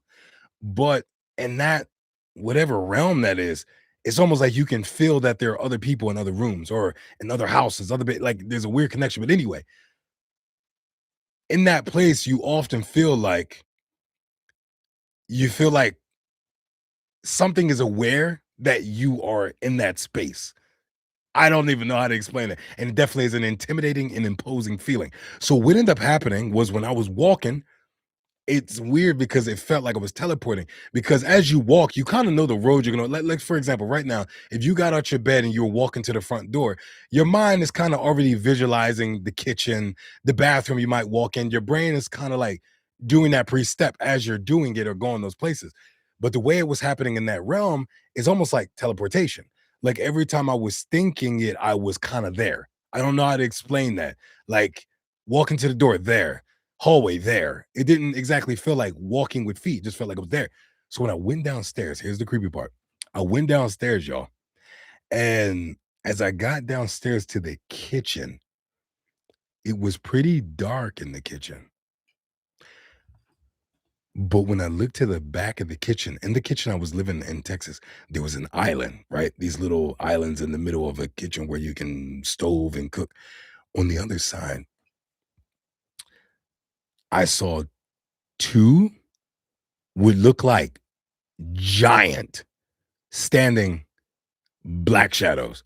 Now, here's what gets creepy is that when they were standing there, they look like a silhouette, kind of like a humanish figure, but not exactly because the arms are like really long, like they're built weird, but like obviously, head, shoulders, the arm, height. And the reason it got creepy, y'all, is because it was one of those that it was dark in there, but somehow they were darker than dark. So they actually stood out in the darkness. And I remember kind of doing one of these, like, what it like my eyes started to like look to see what is that. In the moment that I tilted forward, kind of like, what is that? Because imagine I'm just in my mind coming from the different spot, toosh, toosh, toosh. And as I come to the kitchen, I'm kind of going about, and there's like an utter stop, like, what is, and as soon as I'm thinking that, I swear to God, it felt like a scary movie. Both of the forces of them was boom. It just came forward. Like if they were standing there and I'm just like, what is boom? Like they just came forward. I have never, in whatever realm of world that was, teleported, ran, whatever it was, so quickly away in my life. Like I it was so scary. Like I don't even know what that was, but it was so scary. And I kind of went back forward to the room that I had been in. And here's where it gets weird. I never usually saw this that often when I astral projected. When I came back to the room, I just saw my body at the end of my bed where it had been laying. And I was like, oh, like, and my mom was like, I gotta get in my body. Like, that's my mind was immediately like, I gotta get to my body. And as soon as I got to my body, I swear to y'all, I swear to you, my children's life, y'all, when I got to my body, I don't know why, but I guess that's just how it works or whatever in my mind. I turned around to sit down to lay into my body. And when I turned around, sat down on my body to lay back, whatever black entity that it was right like this close to my face when I sat down. And I got so scared that I backed up, like fell back into my body. But at the same time I did it, the thing, I guess, because I kind of was like, oh, like, it went straight in. That sounds so crazy in context. This big black thing flew straight. Somebody gonna see this. Flew straight into, oh damn, hold on, wait. Oh, yeah, wait. I know, wait, baby. Listen, my baby's in here. Pause. All right, hold on. I know it sounds crazy. This big, this big black entity, it went in there. Okay, I ain't gonna say the whole sentence. But pretty much, yeah, that happened. And then like I came to, and I remember oh, just this is getting worse, gasping, like like when I came up. It was just weird. It was just weird. It was wild. I don't know. So there you go. I don't know if that's creepy. If anybody ever has sleep paralysis, please let me know because I'm very, very curious. But Puda, I'm gonna knock it out the ballpark for you so we can get out of here. And I know that I'm getting back to it now. But yeah, living in Finland as a father. Hmm. Part one, I've never been a father in. I've never been a Finland and a father. I've never been a father in America. I've never had that experience. So I don't know what it would be like, what life is like there when it comes to like how they deal with children or how they deal with like baby visits, none of those things. But what's kind of weird is that living here in Finland, I feel like when I got here, I know it sucks because it's my first impression, but when I got here, it felt like everything runs so smoothly in regards to the baby process. Now, I'm going to talk about being a father, but going to just that baby part because they really set people up here for when they have kids in that sense. I'm not saying financially, I don't know about all that, but they really set up people when it comes to the baby checkups, being involved. I thought it was the craziest thing when they were also evaluating the parents. How do you feel? How are you doing? Like I was like, whoa, they do that. And then even when my son, when he finally went to daycare for the first time, his daycare teacher came to our home. Now I don't know how standard that is in the city, because obviously there's probably a lot of kids, but at least the countryside, they really took a good time and doing those things. So being a father here in Finland, at least from my experience, whew, it's easy, not in the sense of being easy, but in my experience, I'm giving a lot of things to my son that I would have never known, never experienced. And it's hard because there are many times, of course, because I am an immigrant, I am foreign. I have sometimes things that I miss from back home for my kids' sake, not just me. But I'm like, oh man, like I really would like to do this kind of thing with my kid, or this kind of thing with my kid, or that, and knowing that that's something sometimes I can pre-create here in Finland, but I can't exactly do it, do it. And also, obviously, it kind of sadly bothers me sometimes when he sees things from movies or maybe videos that are from America that he's like, oh, like, and I'm like, yeah, that's only going to be in America, bud. So those are the only tough parts. But Finland is relatively, I think, a really cool and great place to raise a kid. And especially when it comes to trying to raise them with morals and things like that. Finland is still a little bit behind with a lot of the stuff that's being pushed in America, which I'm so thankful for. But yeah, I really do appreciate that. Reading back to y'all comments, y'all went on a tangent over here. I see. Maybe maybe if they teach kids alphabets in Finnish. I am lost on where y'all went with that. I've gone through some equally crazy night events, and it's not like sleep paralysis is an unknown thing. I don't doubt. Yeah, I don't. It's not. But I'm just trying to let you know. I don't know now. We got social media. We got Netflix documentaries, like I said. But for sure, growing up, because I found out other people in my life that experienced that. Nobody talked about it. So I'm just saying, I don't know what it is about sleep paralysis now. And of course, everybody kind of wants to be telling something or being heard in that sense. But nah, when I was coming up, if you was having strange things happen at your house or things like that, pee in the bed, whatever, you wasn't telling nobody about that. So I think that, yeah, I didn't know that other people was experiencing that until much later. Yeah, definitely. I did not expect that to be a funny ending because I was like, I guess I didn't think that through because I'm such a non-negative thinking person. My mind is not in the gutters like you bad people. Our minds can be a bit crazy when we're sleeping. 100%, 100%. I've never been a Finland in a father. Quote that. That's something that needs to be quoted.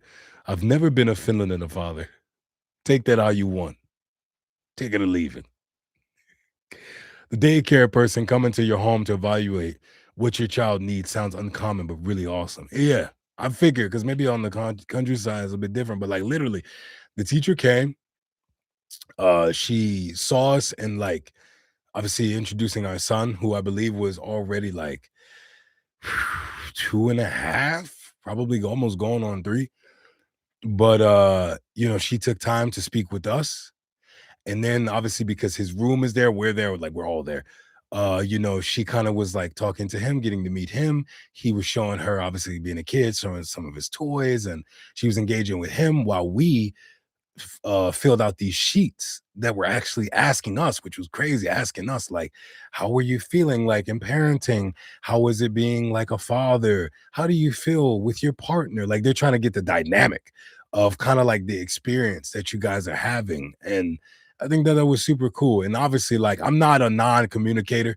Like when it comes to my son, when I drop him off at daycare, it's not always easy for me. It's quite hard obviously because everybody is speaking in Finnish, but I know it's the integration that mina tarvitsen that I need. But I feel like when I go to his daycare, I need to know what's going on. Like I talk to his teachers. I talk to a kid if I need to, like so I try to be a part every single day of talking with his teachers, taking them inside. Did you leave anything? Like it can sometimes be tedious, of course, doing the same thing every day, taking the kid to daycare, but I always not only for myself, but also for my son. I want him to always see that, his dad was always involved in what he was involved in. Man, my son could take up goddamn checkers. My son could take up goddamn frisbee. I mean, frisbee is not a it's a legit sport. So my bad. No offense to anybody, because I know y'all really enjoy frisbee out here in Finland. But my son could take up, bro. I'm gonna be your biggest ass cheerleader in the corner. You can do what you want. I will be there for you. Uh I get sleep paralysis, and my best bet on getting through those nights is thinking of rainbows and sunshine, so I don't get twisted, ripped apart, rotting corpse. I got an 8 foot tall dog with empty eyes. God damn! I thought I had it bad. Okay, that's what I'm trying to say. Okay, this is what I'm trying to find out about sleep paralysis in this sense. Some people, because I actually heard about this, that there's different types of sleep paralysis. I've heard that some people their dreams mix into their reality. That makes sense. With your dreams mix into your reality. And there's actually another thing. It's called like waking dream syndrome or something. It's like a real thing. But like people can literally legitimately like get up and everything, not stuck to the bed, not paralysis. They can get up and everything, but the way that their brains are kind of stuck in that half sleep realm, they can actually see dreams in real life. Like they can legit see it happening. Like this one girl, I saw this video a long time ago. She was like, she woke up one time being half a, or being, because she actually has a thing, it's a medical thing, but she woke up and she was confused because her bed, the bed she was laying in, through the bed was a volleyball court, and her friends were smacking the volleyball back and forth, and she's like, what are you guys doing? And she said in her mind it looked like it was right there happening. And then later she came to, and none of it was real. Her friends weren't there, none of it. So that sounds actually way more terrifying to me, especially if nightmares come in. The problem I'm having that I brought up about sleep paralysis is I don't have any of that.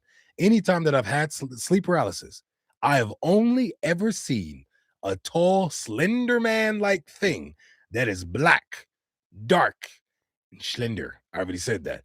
That is the thing that haunts, nothing else. So obviously, it's been years since I've experienced that. That was like pretty much the last major event that I had with that. I had one creepy event, but it definitely was not a slender man. It was more like a ghost. But slender thing that was over a decade ago. So I have not seen that thing. Now I feel like it's one of them things that I'm talking about it. And he's like, oh yeah? Ha, you ain't seen my ass, huh? I'll be there tonight, cuz I'm gonna roll up on you tonight. So yeah, you talking about seeing like a half dog creature with empty eyes. I ain't never seen nothing like that. The same whatever entity it is has shown up like every single time. One time it lifted me. Yeah, that's another conversation for another day. We ain't gonna get stuck on that. I was younger then. Um, it sounds terrible. How is the United States ahead in things like you said? Are they too what? Is my vision that bad that I can't see? I don't know. No, I saw what you said. I just didn't understand. What is DEI? I actually don't know what that short acronym is. But I will say this: ahead means like this, guys. America, when I say it's ahead, doesn't mean that it's better. That's not what I mean. I mean in the sense that right now, at least the way that the world is working, the Western world is responsible for trends. Doesn't mean they're responsible for where trends originate. No, they are responsible for making a trend popular or making a subject great. Pandas, thousands of years in China, go to America, Kung Fu Panda franchise. Like that's kind of like America's thing. I think that's the main reason most countries even do business with America is because the companies and the things that they use, even here in Finland, I go through the same thing with companies. They want that American touch because they're trying to promote to a wider, broad audience because they're like, if I can get it to America, I can make it anywhere. That's how their mind thinks so many times. So to me, I'm saying that in America, there's a tend of a lot of times, whether it's social climate, political agenda, social norms and trends of acceptance of different groups and blah, blah, blah, blah, blah, blah, blah. Even if it's happening in Europe, it doesn't get promoted to a greater span until America does it. What was happening in Ukraine? Obviously, other Europeans are aware of that. Obviously, other Europeans either supported it or did not support it. Obviously, other Europeans have been here the whole time and know the climate of what has caused that and where it's come from. So that was pretty automatic, their reactions. But until America got its hands on it, then it became such a pushed thing. Everybody, and this isn't trying to be me trying to be like ignorant. I'm just saying this is something that also bothers me. That I'm like, why does it always have to get to America to become everybody sees it now? You know, everybody cares now because America said something about it.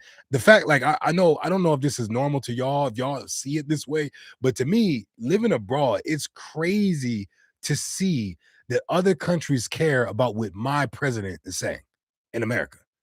That's weird to me. Why? Is because maybe it's right or wrong, but me growing up in America, we didn't give two shits about what anybody else's president was saying about their own country. Your celebrities made mistakes in the 80s or the 90s. Guess how many of us Americans know about it? Now, you can say that we're ignorant, maybe, but at the same time, I think that that's part of the problem, probably with the world. Unless it's a dictatorship where people are suffering or war, I don't think that everybody's politics needs to be mixed together. I think that that's part of the problems. Everybody's trying to adopt each other's thoughts and political agendas rather than looking at their own countries and saying, what does my country need? I don't need to adopt what Estonia is doing. I don't need to adopt what Sweden is doing, what America is doing. What does my country need? What do we need to do here to make a difference within our country, not only for our citizens, but also for our immigrants that we have here, right? So I'm just saying, to me, sometimes that's one of the weirdest things that I notice is that Finland is behind, to me, in a good way. It hasn't adopted all of, I see some of it slipping in. It hasn't adopted all of the ways of the West. It's still coming slowly, but I'm hoping some of it, it just says, that don't look like a good idea. Because I'm always so surprised so many countries over here adopt different methods, ideologies of America, where y'all also see us struggling and plummeting. It's weird to follow somebody that you see has so many holes in their plot. You just like, yeah, but it's America. No, it's dumb. Like, no, we should not accept many of those things that we see happening just for inclusivity. You know what I mean? It's kind of crazy. What did I say? Big D, new picture about you in the Discord. What you doing, man? You roasted me over here. I know it ain't nothing good, goddammit. I know you ain't doing nothing good over there. God damn it. He's up to no good, ain't he, y'all? Hold on. This is the first one, by the way, so y'all can see. If y'all not a part of the Discord, this is how he got me looking. Wait, y'all can see the reflection. Y'all see this? God damn it. And it says I'm capping. You see how he do me? Now he got me over here. I'm clapping. I'm just getting roasted over here in the Discord. Doing me dirty. Shout out to the 31 members of the family. I'm so proud to have every single one of you. Just so you know, so everybody is aware. I know some of y'all said it, and maybe I will work on it. But the reason I have not been looking for huge followings in this stream, the reason I'm not looking for huge followings in this Discord and not really promoting it is because, one, as a human being, it is really nice to connect with a minimal group of people, because now I feel like I actually get to know you and kind of see you in a sense and be a part of this community we're making. I don't know how it's possible how people can have thousands of people in the Discord and just I feel like you start not being able to see everybody, and it's a little bit something. I'll be honest, I'm a little bit fearful of, because I like our community, I like our perre, and I'm, by the way, I'm not chasing trying to have as many people as I can. I'm just letting y'all know I'd rather have a true connection and something that's real than just chasing nonsense. Numbers don't mean nothing. People are valuable. You're not just a number. You're an individual. Always know that. To me, you are. Be aware that trends are only for taking your money. Well, look at that. You hit the dime on the head, and that's the biggest problem, because everybody most likely buys into them. The big dark shadow never came back to you at night because it finally got its happy ending. Just that's wild. Damn. Damn. First, I get roasted for my caps in the Discord while on a live. Then I get roasted by, I trusted Lizzie. Lizzie sits so quietly in the cut. She don't never message nothing. She just be there enjoying.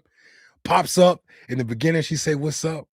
Comes at the end, gives the closeout hugs that we do here with the family.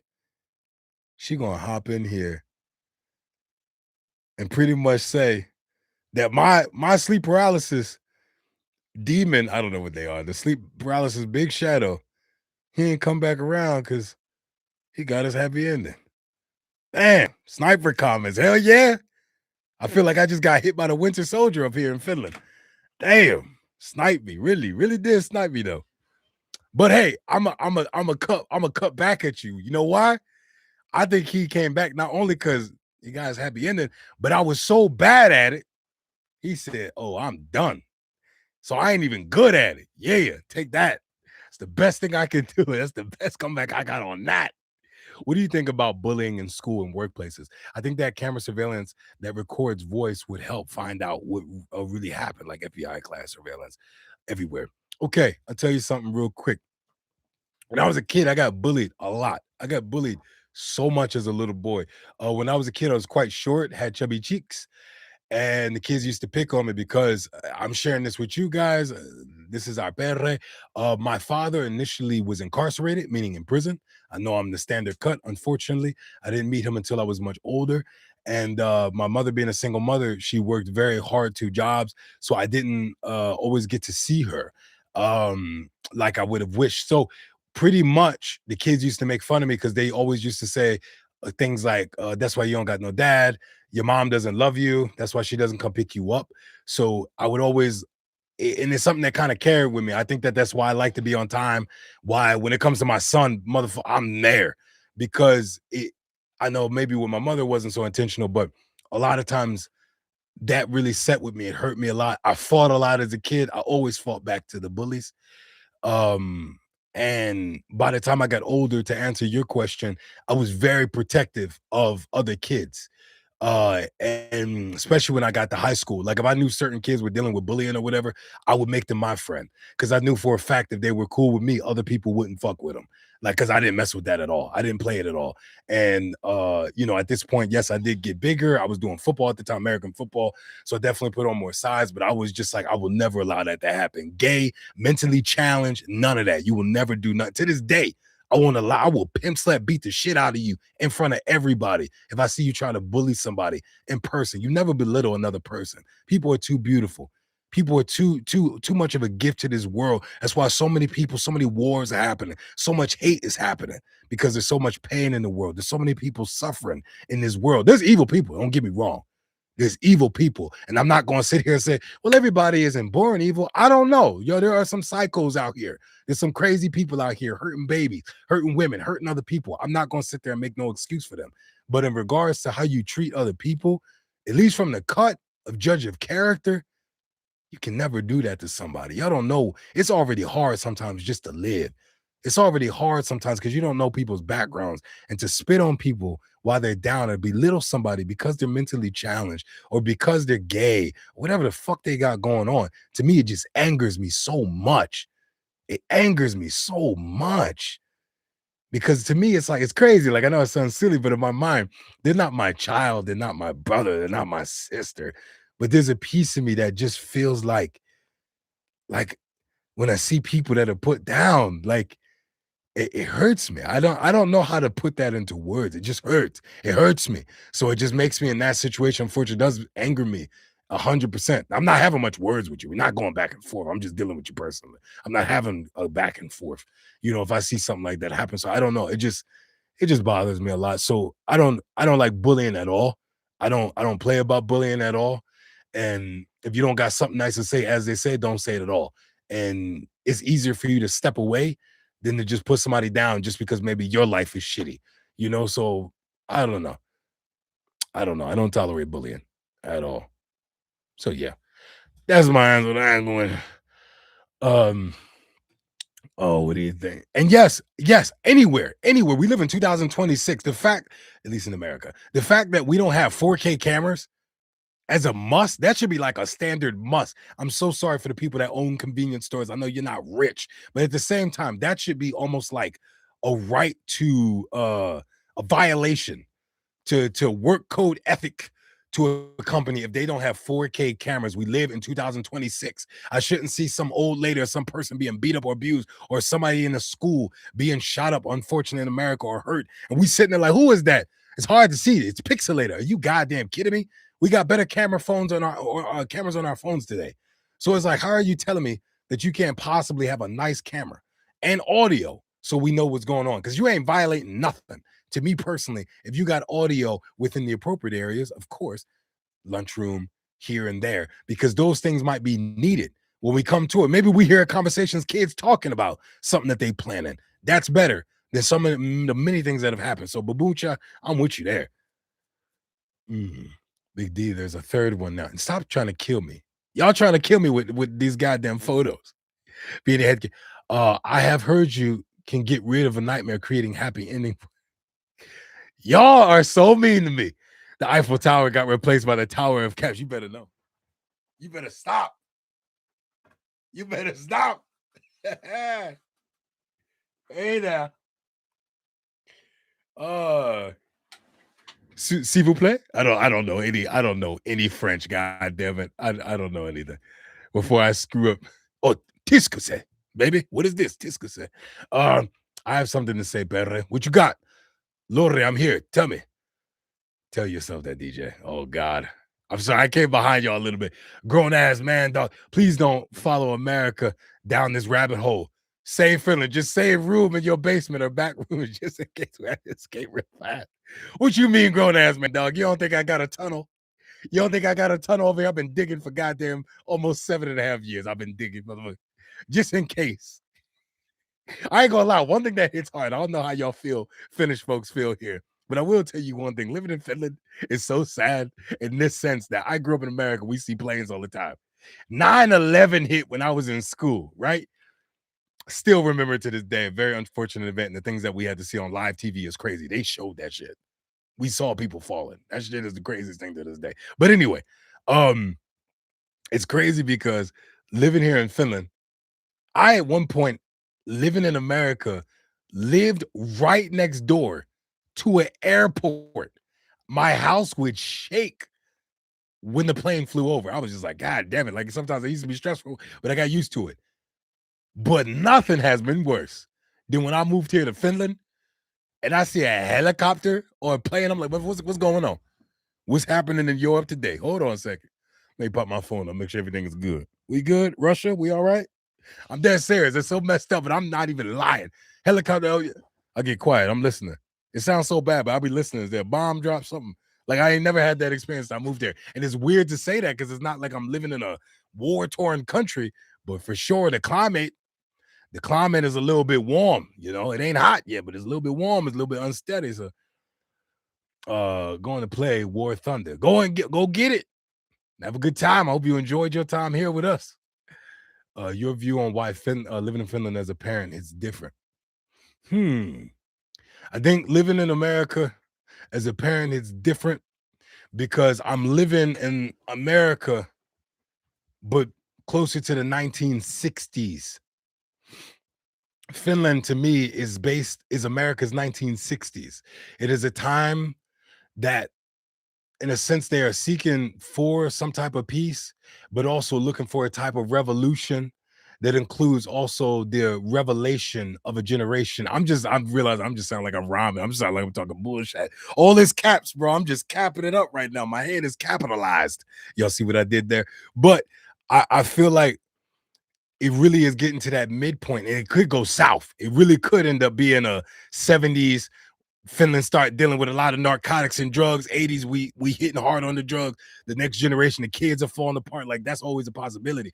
But I'm just saying right now, like raising kids, I'm not even kidding. I've had this in my mind many times where I've even told my cousin, I was like, bro, sometimes living in Finland is what I imagine our grandparents missed in their time of being alive during the 60s, because obviously during their times in the 60s it was segregated in America, so they didn't have the same peace and tranquility within these type of areas. But me here in Finland, when I'm sitting outside just watching the town and all of that kind of stuff, I'm just like, damn, bro, this is the type of peace that my grandparents never received. And to be honest, many of my own family members probably aren't exactly in this type of peace because our country is ran and bred on the fuel of the working man and now woman. So everybody is preoccupied. Dad is working, mom is working, kids are at school. There's no true family connection anymore. There's no true deep conversation because everybody tired. And when they get home, dad want to have his time, mom want to have her time. Kids want to be on their phones or computers or tablets, whatever. And nobody's really tuning in as much. Of course, there's those exceptions. So let me not shoot down on everybody. But most people we know, the average person still got a phone in their face. Here in Finland, it's a little bit hitting different as a parent because not only, because I do believe the culture and the society that you are around does affect the things that you do. Even if you try to hold on to your morals, it still can affect you. So for me, living in a country that still values family time, personal time, tuning out from social media, being in the forest, being in nature, sitting in the sauna, that kind of culture, it kind of preserves that family feeling of being present, being mindful, having mindfulness of your surroundings, your experience, and your family. So living in Finland really does hit different as a parent because you're kind of taking a back seat to what is happening in today's society. Today's society is so go, go, go. Don't stop. Look, look, look. See, see, see. Nobody is away from their screens today, probably more than the time they're asleep. Think about that. If you sleep 5, 6 hours, that's probably the longest you'll go without a screen in front of your face, whether it's your phone, whether it's your TV, whether it's your monitor. Nobody's getting away from the screens nowadays. And it's crazy because so many people make jokes about the Matrix, love the Matrix movie growing up, which kind of got me into cyberpunk and stuff like that. But the Matrix really is crazy in the sense that we are jacked in. We are plugged in way more. I'm not trying to red pill y'all, but I'm just saying we are more plugged in than ever. We are plugged in to a reality that's not real. The reality that we have tuned into is social media. This right here, what we're having, look at this. Right now, it says 9 people are here, right? Out of 9 people, I don't know who's been here total, but out of 9 people, out of the thousands of views I get on my videos, way more on IG, way more on TikTok. Guess what? This is the most genuine plugged in experience we have because everybody wants to see the edited, the color graded, the set down, cut, process, clipped experience, which is not human. Humans are flawed. Humans make mistakes. Yo, how many times y'all hopped on? Give me some love, y'all. Y'all on my stream today. Guess what? Mic ain't cut out. Camera ain't cut out. Give me some credit. We got to take a moment to give me some credit for that. But those mistakes that have happened in the past of my videos, that's reality. That's real.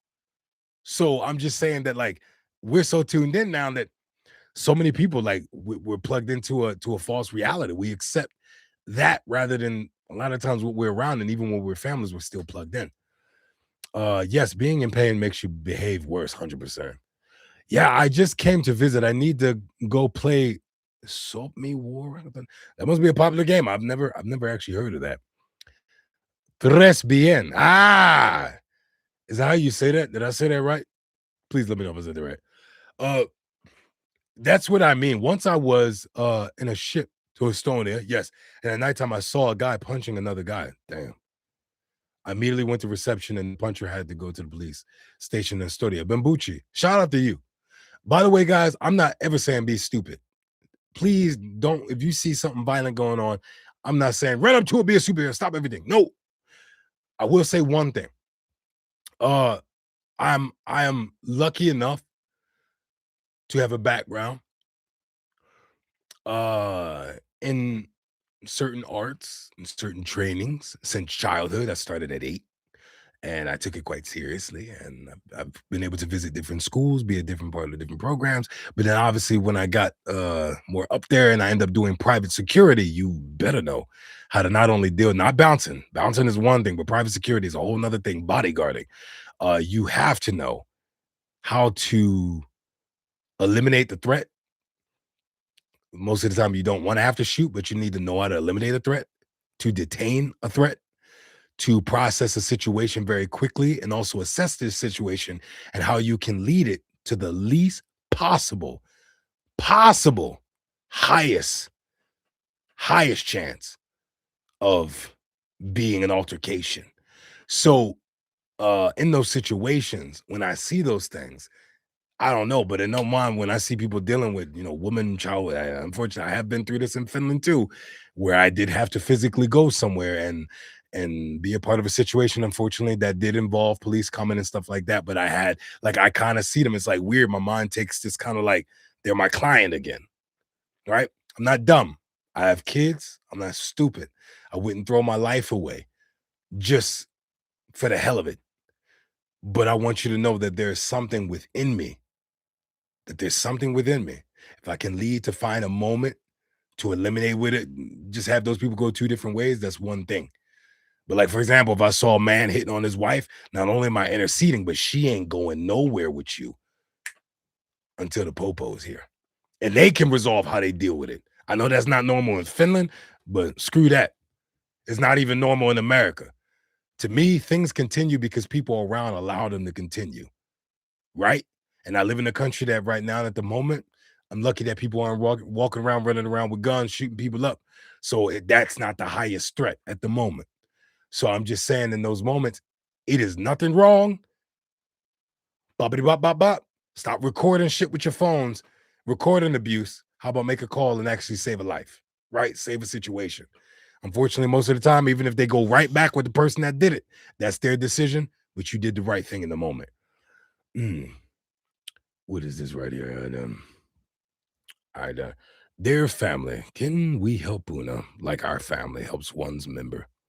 Last I checked, Puna 21 had 21 followers on their YouTube channel. Even I have more than that. It's not even my goal. Puna, would you like us to follow you? I'll go subscribe. Please just leave your YouTube channel, either in the Discord or here. It's very nice of you. You're very important to us and you have a big heart. Thank you so much. I just want to make sure. It's really hard because I know the way I talk sometimes, but I just always like, guys, please. Now, one video that I make, the one thing I do, I just please know this. Like, really, I am the same as you. I'm just a guy that had something that I wanted to chase after. It did not come easy. Cause I want y'all to know, because I know some of y'all, well, with your voice and y'all be surprised. I've had this voice for quite a long time. I wasn't getting paid money for that. Nobody was paying me. You just get the man, you have such a really nice voice. You have such a radio voice. Why don't you use that thing? That's that's as much as I was getting. It still takes applying. It still takes effort. It still takes many no's, right? Still takes figuring out how to create a business around it. It ain't easy. And then even when the voice gets used, you got to make sure you don't get cheated and somebody screws you over, right? So I just want you to know that like we really are the same.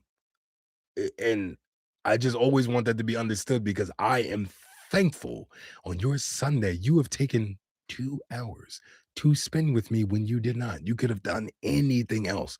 And even if you only spent 2 seconds here, thank you. Thank you so much. Thank you, really. Uh moving on here. Uh I subscribed already. Like, can you share it? Yes, please share the link. The public consistency and amount of shared experiences has reduced a lot since 20 years ago. 100%. Oh, wait, you guys found my channel. You need followers there, Buddha. Sorry, but I only follow channels making content I'm really interested in because there are thousands and thousands of channels out there. That is fair, but you know what's weird? Because I follow channels that I'm interested in, I don't have many channels that I actually follow. So, at least for me, Erica, there's enough space for Puna. Yeah, I want people to sub to me if they actually are willing to watch my videos because it might hurt me in the algorithm. That's understood. Why not? It'd be really fun. Maybe we can watch a video. We can talk about something while watching Puna's video. What you guys think?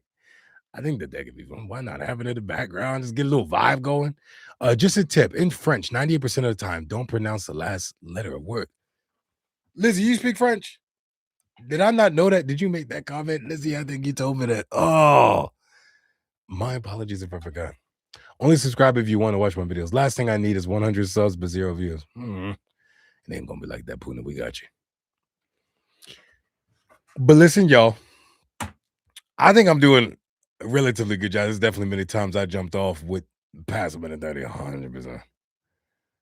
Oh no, 100% I have. But what I'm gonna do, I know y'all gonna be like, but you said, all right, I still Lizzie, I thought so. I was like, wait a minute. I know she told me the French, and I was just like, you are French. There's nothing worse than me asking that question and then literally you saying that. I have such shame. Family, I'm sitting in the court of failure right now. How do you see me? Guilty. Guilty for not remembering that Lizzie is in fact French and trying to learn Finnish. Hey, before look, because I'm gonna get ready to head out because I was about to say I'm still watching Jujutsu Kaisen. Are you guys impressed with me? Today, the mic is working, the headphones is on, the camera. Wait, the headphones are always on. The camera didn't go down. What is today's four elements of the avatar because we always got the four elements. And also, y'all, you gotta add it. I'm capped up, bro. I'm king of cap. I'm the real Captain America. Come on, baby. Come on now. I lined that up. Y'all gotta be proud of me somewhere. Y'all gotta be. Yeah, I definitely plead guilty. I definitely plead guilty. Do you know Marion? No, who is that? And thank you for forgiving me. But I wanted to ask you real quick. Uh, can you put don't go too hard on me. Can you put a word like a sentence of four words in French? And I want to see if I can say it. I'm gonna try my best to think what this is gonna sound so bad, so cheesy, so cringe, but I want to try my best to see if I can pronounce this thinking of French, Latin-based language. Uh God, this shit. Always asking him good questions. There's a lot of domestic violence and suicide in Finland as well, which is unfortunate. 100%. And to be straight up with you, we could talk about that in the next video. I definitely have dealt with a domestic violence situation here in Finland where I did have to intercede. I had to go into the person's house and I had to be there in order to make sure that if the individual was to return, certain measures was going to have to be taken. And I did not know this person.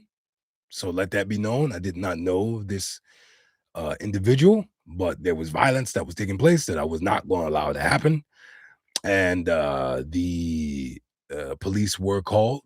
And like you said, which is more unfortunate than anything else, it is how it is.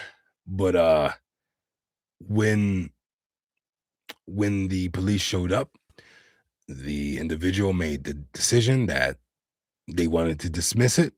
So unfortunately, that is the law.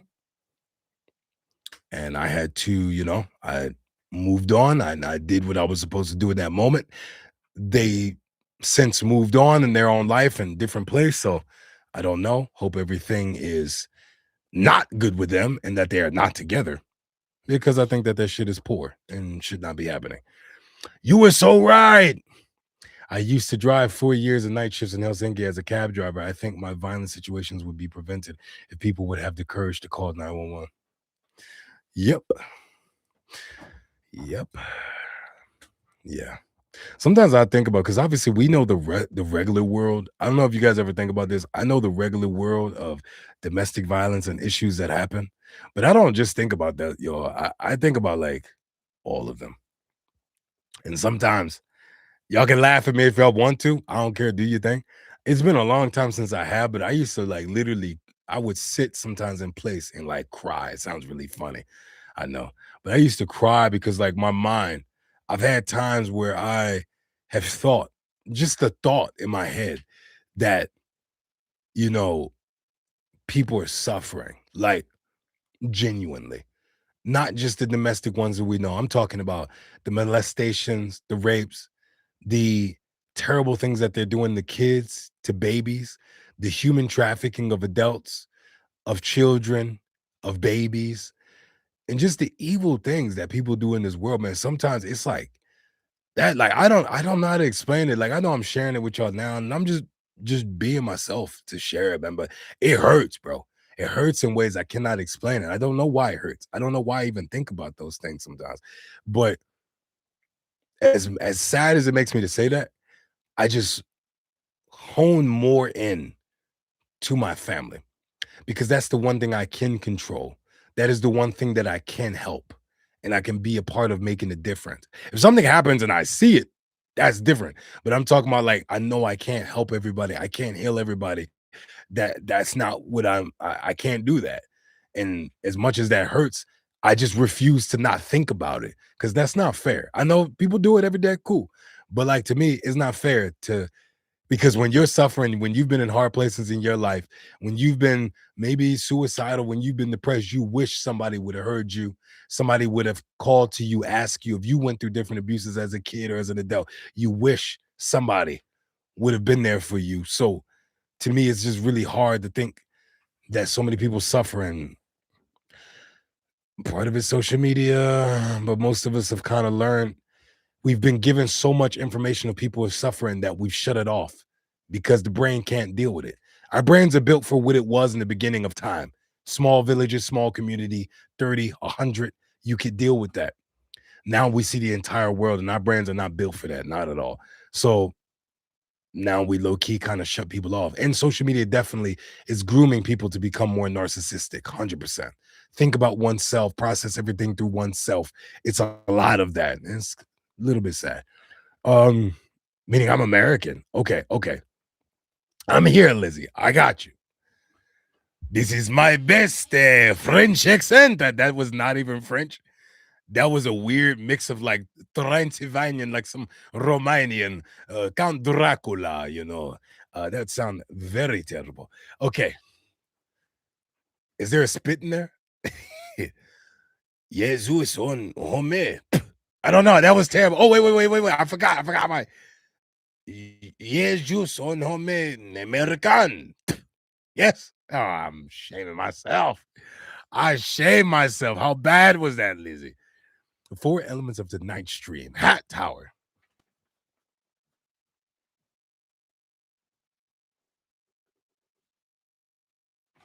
Hat tower. Wait, I lost it. Yeah. And I'm capping. All right, all right. I've never been to Finland and a father. That should definitely be a quote. That should be a tattoo I get. In the black the big black monster going into dog. Come on, man. Why did you have to bring that into full context? I 100% forgot about that. And also, in my mind, I was like, "Damn, I did pretty good with the four elements. I didn't. The mic is good, the camera's good. We ain't talk about mozzarella with the movement. We doing good." And now you hit me with that. That's crazy work. Have you all seen Wexy video about domestic violence called "Mehtet puodetten tetin lentokoneesta"? No, I have not. I have not seen that. Maybe other people have, especially the last one. Hat Man is almost like Scat Man. But Hat Man will not sing.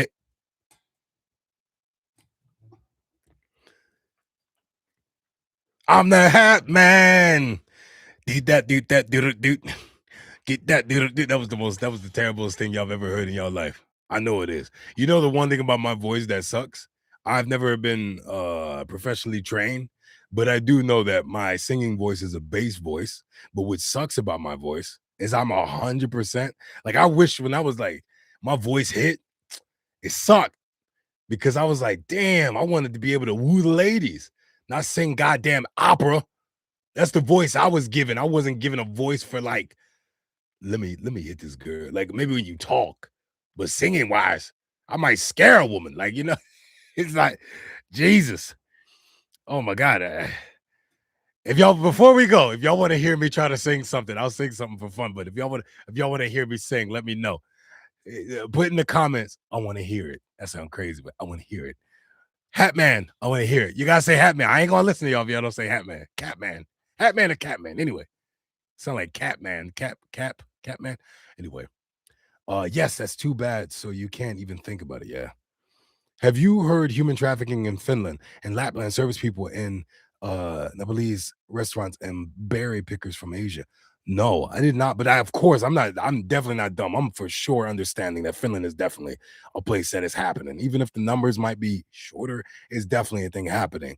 Rich and scummy people do weird stuff, man. And it just makes me sad. Hey, don't bring me down. Don't bring me down. Mental and physical violence is the reason why I will never get children. I had a crazy life, but I would never want to do anything bad to anyone. But many times, trauma at the same mistakes happen. Bambucha, I'm very sorry about you having hard experiences growing up. Whatever that you've gone through, I'm really glad that you're here with us. I'm glad that you're a part of our perre. And I also truly, truly, truly desire peace and comfort within your life now and continuing on. You are a valued person. You're a beautiful person. Don't let anybody take that away from you. No matter what happened to you, though it does affect you, don't let it define you. And I leave you with that, buddy. You sounded more Italian, but you tried. God damn it. Damn it.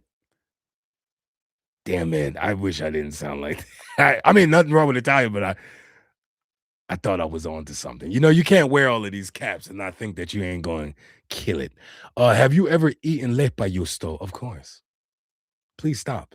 Do not insult me. I've been living here in Finland for almost 7.5 years.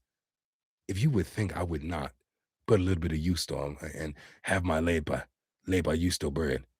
There's actually this one I really, really like. I can't remember the name of it, but I'm a weirdo for certain breads, depending on the texture. I like texture is a weird thing for me when it comes to food. Don't ask me why. I love to put my lepa justo into the microwave for like 10 seconds. I like it to have that little puffy, fluffy feeling with a little bit of heat, almost like it just got made. Don't ask me why. It's just my thing. Hat man, no more hats, man. Hat man, I do want to hear. Uh, the bread is cheese is yummy. Yes. How much Swedish do you know?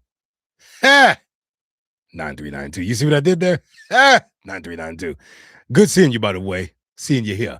Um, None. I've never actually learned any Swedish. I didn't have a reason to. Obviously, also never given to me. So I don't know any Swedish at all. I don't even think I have any interest in Sweden at all. Nothing bad. Nothing bad. I just Sweden has definitely never been on my mind. Not even for visiting purposes. But I mean, I could visit. I wouldn't. There's nothing wrong with it. I don't see nothing wrong with it. It's just Sweden. It's just never been on my mind. So I definitely never thought about learning the language or the words. But I'm open to it. Uh, it was last excuse me, it was last year ago that I learned that they don't sell it outside of Finland, and I was just baffled because it tastes so good. I agree. And I didn't realize that either, but obviously Finland is my first experience probably of it. Check the pictures in the Discord before the end of the stream. You'll love them. Yeah, I bet I will. I bet I will. And I will check them out. Lay by you store is not bread and cheese, by the way. Now I'm gonna search it. I might be mixing it up with something else that I eat all the time that does have it's like a cheesy bread, but Lepa. Hold on, I gotta change. Believe it or not, my phone is definitely in English, so I had to change the text to Finnish so I can type easier. Lepa juusto. Yes, I've had this, and I am partial to it. I think that it does taste good, but there is a little bit of a rubbery texture to it that I'm not huge on, but I do enjoy eating it with other things mixed together. So I will say, like, yeah, I do like it, but I don't know by itself if I'm just all for it. I won't lie. Um, so how old was I when I heard Scatman for the first time? This may be quizzing you or your age. That's hilarious. Do you want to know the honest truth? I think that is beyond just age. Part of it is culture, and part of it is probably being exposed to it. It's really crazy to say this. I might have possibly have heard it in America, but if I'm being honest, I want to say I never heard it until I moved to Finland. I could be completely wrong and just not remember it because now we got social media, so you definitely hear all different types of songs. But even that one song, where does it go? It's like a Russian dude, but it's like kind of Villa Manila a little bit. Like the guy that's singing it is not the real guy or something. It's like some black dude with an afro and his other things. But it's like he's like a minted man. Then. He was big and strong and then. Never heard that till I moved into Europe. Just putting it out there. Never heard that song. So I'm like, it's crazy how many songs might have been like huge that I'm like, yeah, I never heard that till I moved here. Rate the three restaurants worst to best. McDonald's, Heshburger, Burger King. Heshburger, Burger King, McDonald's. Heshburger, Burger King, McDonald's. I actually like McDonald's technically better than Burger King, but Burger King's food feels a little bit more realistic and less processed, even though it is, than McDonald's. I would take a barbecue chicken sandwich from Burger King before I would take a Big Mac that literally feels like shit when I eat it. Like I know it tastes good, but Burger King doesn't make me feel as bad as McDonald's will. McDonald's is like the crack cocaine. It's a very shameful place to be. Actually, I want to say it's worse. It's worse. McDonald's is heroin. Kids don't do drugs. McDonald's is heroin. It's the stuff that'll really mess you up. You're a little bit ashamed that you eat it, but at the same time, you know that you really enjoy it and that other people enjoy it. It's kind of like that. Burger King is like cocaine. It gives you the little bump that you need, to move on. Pretty widely accepted. This sounds crazy me saying that. It's widely accepted as like a party drug in a sense, a party burger, something that people will be like, all right, I mean, he ate a Burger King, not bad. Hash burger, to me personally, is the closest to saying I might not be able to afford a very well-made burger from a nice restaurant, but I can receive this cana tortilla from Heshburger and feel like it has a little bit of class to it. And that's the weirdest way to explain that, but y'all got it. Y'all got the answer I'm going to give. Doing it. Ra Ra Rasputin. Yes, there you go. Rasputin. Yes, that's the song. Hat Man is the Hat Man's assistant. That's hilarious. I need to go get a Big Mac now. You shame me. You shame me for that answer. But I'm gonna look at this and I'm gonna close out singing a terrible song for you guys. All right. And y'all can rate me. I don't care if it's terrible. I'll take it. I have no classical training whatsoever. He said to check the Discord. Hold on. Where did you put it? You put it in media? Where are you shaming me at? You put it in general? Hold on a second. I gotta see what. Oh, live stream chat here. Oh my god, this dude is just getting me. Yes, I've never been in a Finland father. He just keeps tagging things on me, yo. I've never been a Finland father, which I said earlier, which was by mistake. And then, I like this one, the Great Diesel Hat Tower. So rather than, I know you guys are probably, the reflection is probably crazy and to show them all this screen. So, and I can't, I'm trying my best to, it's me in front of the Eiffel Tower, just so y'all know. Oh my goodness, you guys are ridiculous. Buna, buna, buna, buna. Worst to best. Oh, damn. You did say worst to best. I'm so sorry I went back. McDonald's, Burger King, Heshburger. There you go. Who says it like that? I don't think I've ever heard that. I've usually always heard best to worst. I don't think I've ever. That's almost like, which is okay. I mean, it's pretty. It's normal, but it's always like if it became more normal for people to be like, "Give me the bad news, then give me the good news," rather than be like, "Give me the good news first." You know, some people like the bad news first, but it goes either way. I tried Hesburger in Lithuania. It was so much worse than in Finland. Very minimal taste, but almost half the price. What do you expect? Come on, we can't leave out the country and niggas gonna go somewhere else. There's one final picture. Puda, stop it. Stop it now. Stop it. I'm gonna close out with the singing now. I'm already nervous to do this, so stop. Once upon a time, the big black monster. That's cold, Buddha. Went into Big D's mouth. You guys are wild, bro. That's wild. You know what? I'm gonna be careful what I say next time. I know y'all gonna get dog. All right, this is a terrible song. So y'all can judge me as y'all want. I'm having fun now. Okay. I'm gonna get my ass out of here. I like this song for whatever reason from this movie. Oh, yeah. But I don't know all the words, so I'm gonna probably mess it up anyway. Okay. Uh it's the one that comes to me. It's like la, la, la, la, la, la, la, la. Oh yeah. Believe it or not, for the young kids that don't know this, there's 3 versions of this song, but this is the middle version before it later got popularized by Shakira. It goes, this is really gonna be bad, y'all. I'm telling y'all. I don't got some beautiful singing voice. I'm doing more like trying to go theatrical because definitely I'm supposed to sit into the low bass of my voice, but I'm not doing that. A lot of times when I talk to you guys, by the way, just so you know, I have 2 different types of voices. You might have noticed, you might not have noticed. I have a presenting voice, and my presenting voice is how I've learned to talk in videos a lot of times, and especially when I'm doing video ads for other companies. They want slight rasp because I cannot, unfortunately, I cannot get rid of the rasp that is in my voice. It is there. I have no choice. I do not know how to really get rid of it, but I can raise the pitch. It does stress my voice a bit, but I noticed that my voice being slightly an octave and a half up tends to be more comforting for people because my voice being in its lower end sometimes can be inaudible, meaning not always easily heard, even when I enunciate, and also can be more dark and intimidating. So I do my best to be aware of pitching it up. So in this singing song, I'm going to choose a voice that is more so classified as probably a baritone to a low baritone because I am naturally more of a bass. So I would go down low when I sing, but I'm going to try to bring something a little bit higher because a lot of bass voices, bassing is most of the time not what you would use to sing an entire song unless it was some orchestrated song. Most of the time, bass supports other vocalists when they sing with their low kind of ranges right there. So let's go into the range that I can make sound more cool. But it goes like this with all my hats. Okay. I'm trying to think of the words. Hey, can I pull up? Maybe I can bring up the words here. Hold on. Let me bring up the words. Hold on.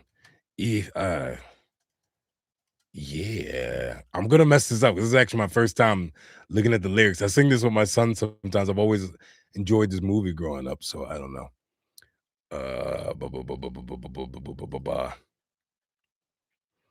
This is so funny. I like this. Hold on. Let me. I'm gonna share the screen with y'all so y'all can. Oh wait. Live stream there. Wait. I lost it, guys. Where did you go? Okay. You go away. I'm real quick. I'm just tabbing up because I'm gonna see if I can share my screen so you guys can actually see this. It's quite funny.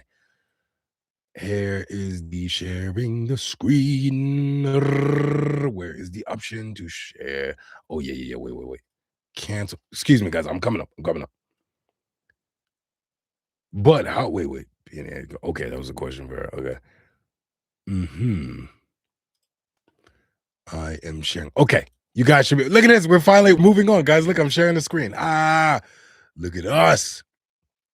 So I don't know why, but this was a song that I kind of enjoyed at some point and I came across. I'm not gonna sing this whole part, but I know it goes pretty much like. Am I sharing the screen? Okay, ready? I'm so excited in the future more, but it goes like. Should I take a sip of water?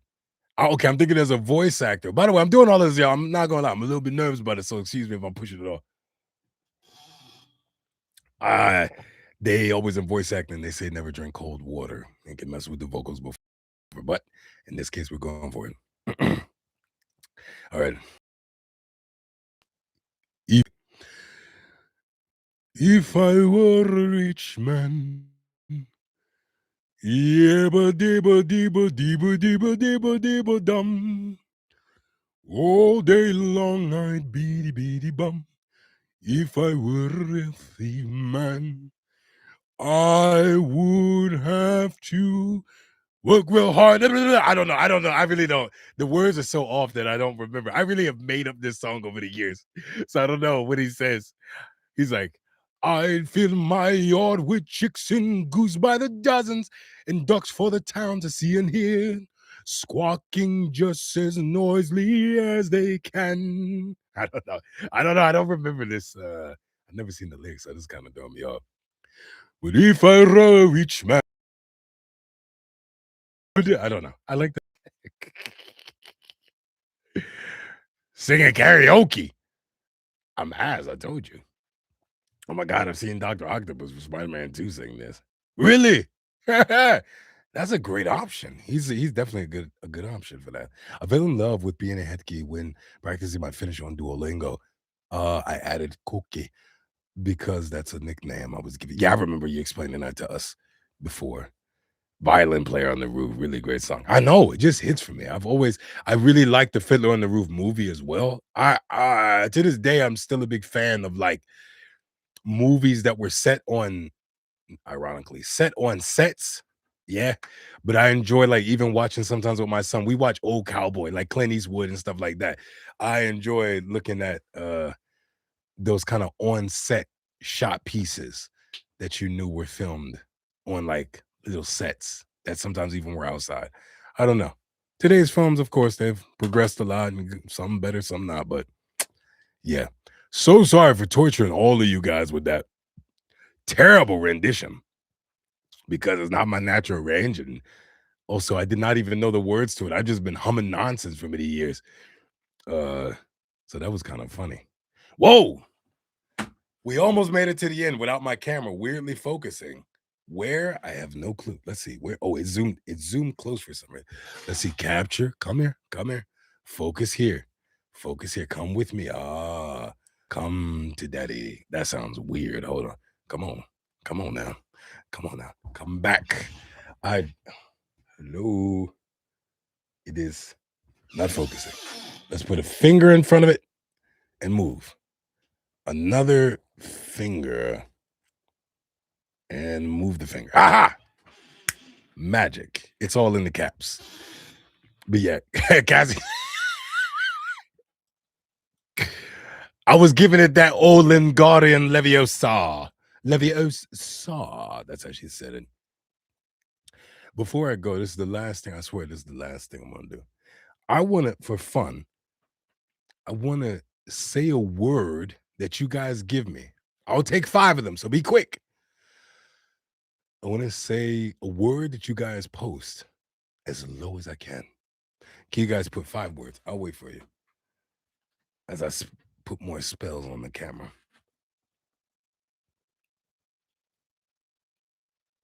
Hey, Puna, get out of here with that, all right? We did a good job. It was nothing. The camera was just doing a daily cleanse. It was nothing. You don't have to add that. There's only 4 elements. You can't add anymore. Actually, yes, you can replace the thing that happened with the dark shadow and put that. I'll take that. Just watch it. All Potter movies. Yeah, baby.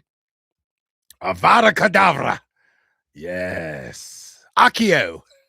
Bro, part of that, to be honest with you, what's so funny about Harry Potter, part of that is like part of that is more so, there you go. It's more so like playing the games from many years back. I remember the Akio Lungari. Okay, anyway, let's do these.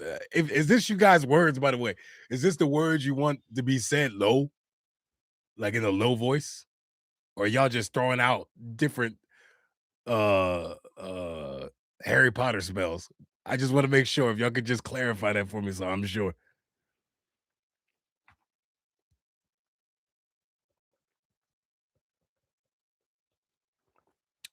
Okay. All right. Let's bleed into, you guys can see my voice actor. Let me know how the voice sounds to you. So here, the way I talk to you guys now, I do this because of the work that I do.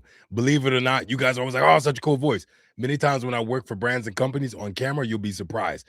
They will tell me, can you speak with a little bit less rasp? Can you speak a little bit higher? Because they say often that my real voice, which I understand, can sound kind of like a movie trailer. So when I press my voice forward, when I do videos on social media and also on like our lives, I always kind of go up. I can feel it in my throat. Once I'm done talking to you guys, I'm gonna feel it later. It's gonna come for sure. It always does, where it gets kind of sore. And then also those videos that you guys see where I sound like I'm being dramatic, that's actually where I sit closer to my register, my natural register. And that's why I like making those video shorts, because I don't have to put so much effort in my voice and it's nice. Anyway, here we go.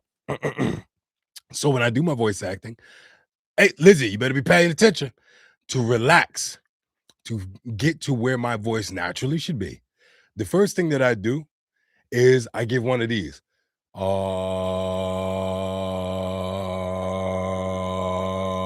This is at the range that I'm talking to you guys. Then I go slightly lower. Then one more. Then the next thing that I'm going to do to get closer to my voice is now I'm going to hum.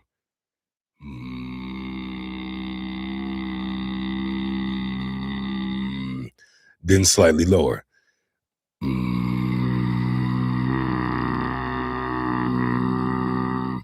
Now, if you're going to notice, I'm starting to get more into where my natural voice was set. This is how I sound on the daily basis. So when you guys hear me talking to you, I always come up a few octaves. This voice right here is my relaxed tone, not me doing a lot. Now, if you didn't hear the difference, I'm going to reel it back to what you heard earlier when I was talking. Guys, now you hear me talking to you. I sound more like this. This is how I usually talk to you. But my regular register is down here. This is what feels the most natural. Takes the most least effort, will not make my voice sore later. But let me know if you're listening to me now. How easy is it to hear when I talk? Does it feel like more boomy and also more broken? Like, can you understand every single word? Let me say what you guys have over here, though. So, okay. Avada Kedavra.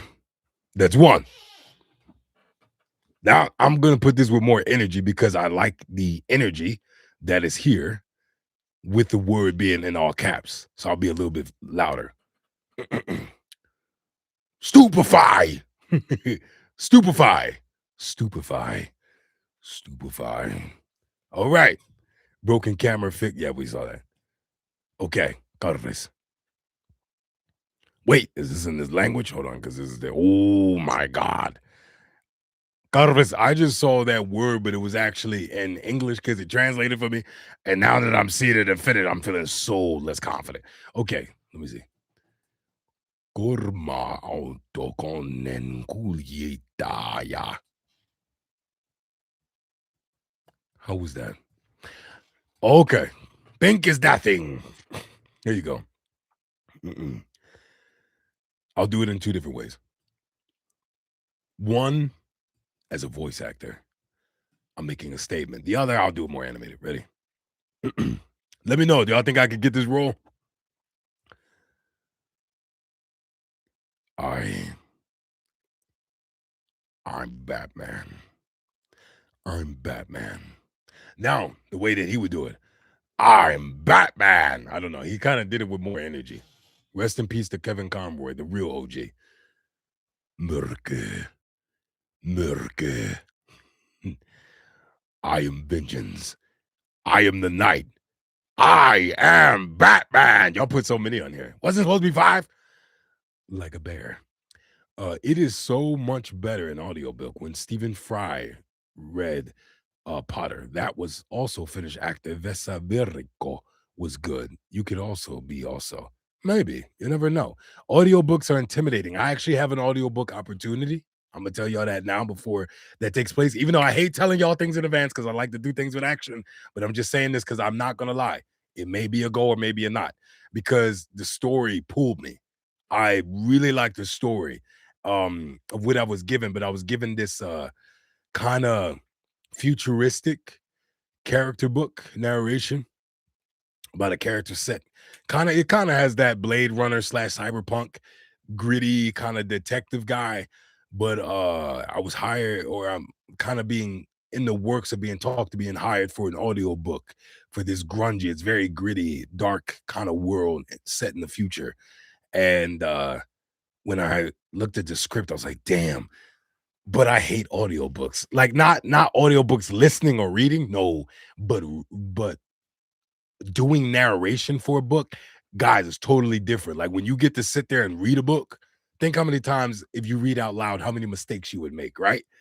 And now imagine that it's being recorded, it's on time, you have a deadline, you have to cut and repeat, constant revisions. Doing an audio book is a lot of pressure. So I think that that's good money, but a lot of pressure. So sometimes I'm like, man, I like this story, but damn, but I might be able to be a part of something great. Your articulation is so good that both voice registers sound great and are easy to listen. Oh, thank you, Pedros. I really appreciate that. Thank you. That went well. Haha, awesome. Guess who has returned? Next button is gonna be you. It's good to see you. You left out, I know. Maybe one more. Oh Lord. Oh Lord. Oh Lord. Oh Lord. Luke. Olin Isase. Luke. I am your father. I should have asked for a smug line from the Hobbit. Oh, what you know about the Hobbit, girl? What you know about Bilbo Baggins? What you know about Belrog? Gandalf the Grey. Y'all know I got tattoos of the Lord of the Rings on my arm. Do y'all know that? I don't know if y'all know that. I made a video about it. Watch the video. I ain't gonna show y'all shit. You should have seen the short. If you ain't seen the short, I got 3 tattoos of the Lord of the Rings on my body. If you a real OG, you should know what they are, and I should see them in that comment section. If you don't know what they are, you ain't a real OG. I don't care what y'all say. Perre, I'm disappointed that y'all don't know. Let me see. What did you say?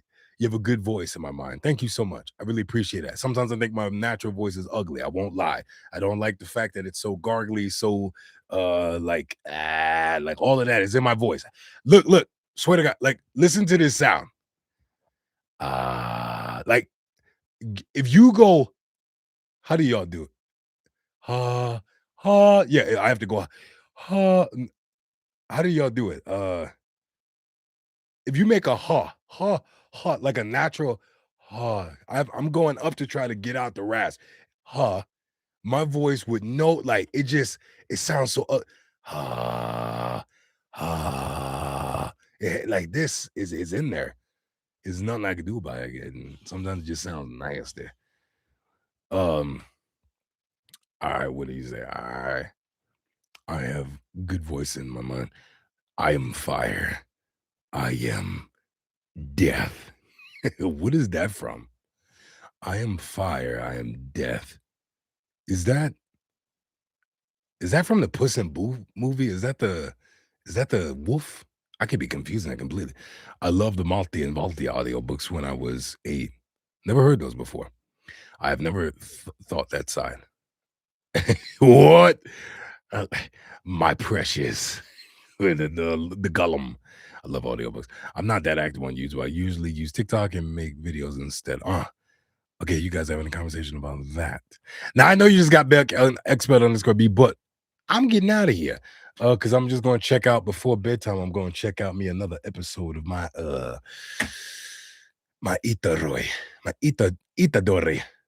Yeah, that's how you say his name. Sukana. Yeah. I'm gonna check out another episode of my oh, Smaug. Damn, I guess I gave you all of that, and then I didn't even remember who it was.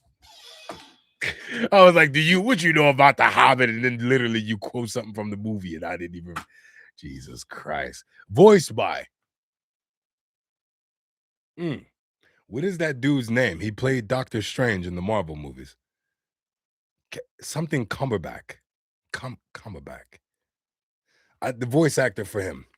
Yeah, I know. I'm just shameful. I can't remember that you're French. I can't remember that, or that you just said a line straight from the movie after I tried to shame you. What am I doing? What am I doing? What am I doing? I was a pre-liker, okay? I like the Peter Jackson first 3 films, okay? I'm not saying the other Hobbit, the Hobbit films weren't bad, no. Especially the first one was pretty dope. Not gonna say I loved all of them, but I at least said I liked the first one. So that's all that it was, Lizzie. It was just that I didn't really like the other ones that much. That's right. Even though he's in the first one, but I'm just saying my mind is so stuck on the other one. So anyway, I don't have no excuses. I'm just sounding bad. Benedict Cumberbatch. Thank you, Lizzie. Benedict. What does that mean? Benevolent? What is that? Is that different language? Or something like that? You guys are having a conversation on your own. That is fine. Says I read The Hobbit first time in 96. Ooh. Low key, just your sush with that exclamation point. Looks like you texted sushi, by the way, Lauri. But damn, yeah, you hit me with it when you just said I read The Hobbit first time in 1996, Lord of the Rings 1998. You low key just hit us with the Aslan line that Liam Neeson said as the lion in the Chronicles of Narnia. You hit us with the "Don't tell me about the law. I was there when it was written." You just hit us with one of them. You one of them real OGs. You was there. Like I mean, now obviously when the book first dropped, but you was there. So yeah, I'm not going to hate. But all right, y'all. I'ma hop on out of here. I'ma go see my Jujutsu Kaisen. And damn, was this a good Sunday, y'all? Come on, close out with me. Was this a good Sunday? Did y'all even eat your snacks? I took like a few nibbles of my cannelli, my cinnamon bread, or whatever that is. You know what it is when we get out of here, the cap tower has not fallen. That's it. You know why the cap ain't falling, y'all? The cap ain't falling because the family kept it up. The perre. This is all held up by perre. I ain't even gonna lie to y'all. My neck is feeling a little bit. My head is probably gonna have a ring line on it, being bald. But at the end of the day, I was like, this is perre. We gotta hold it for the perre. The perre is here for me. Hat ain't shift, ain't fall. I ain't even put nothing in it. I ain't glue it. Things stayed on the whole time. Bit dry, but we got new memes of Diesel. Yeah, you really did get a lot of memes of me. Good Sunday. Great stream. Great Sunday. You guys are dope. Yeah, time really do be flying. I've been always surprised when I look at him. I'm like, damn, it's been 2 hours. Almost 3 hours. Goddamn.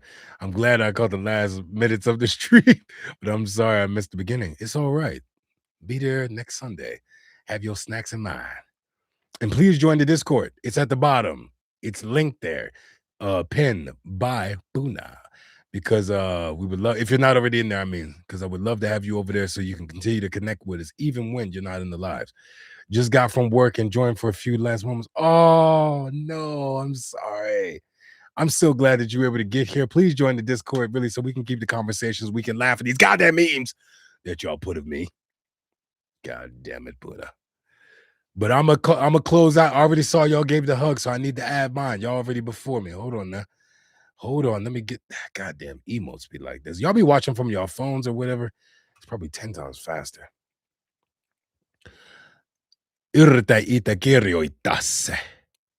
Try writing it yourself.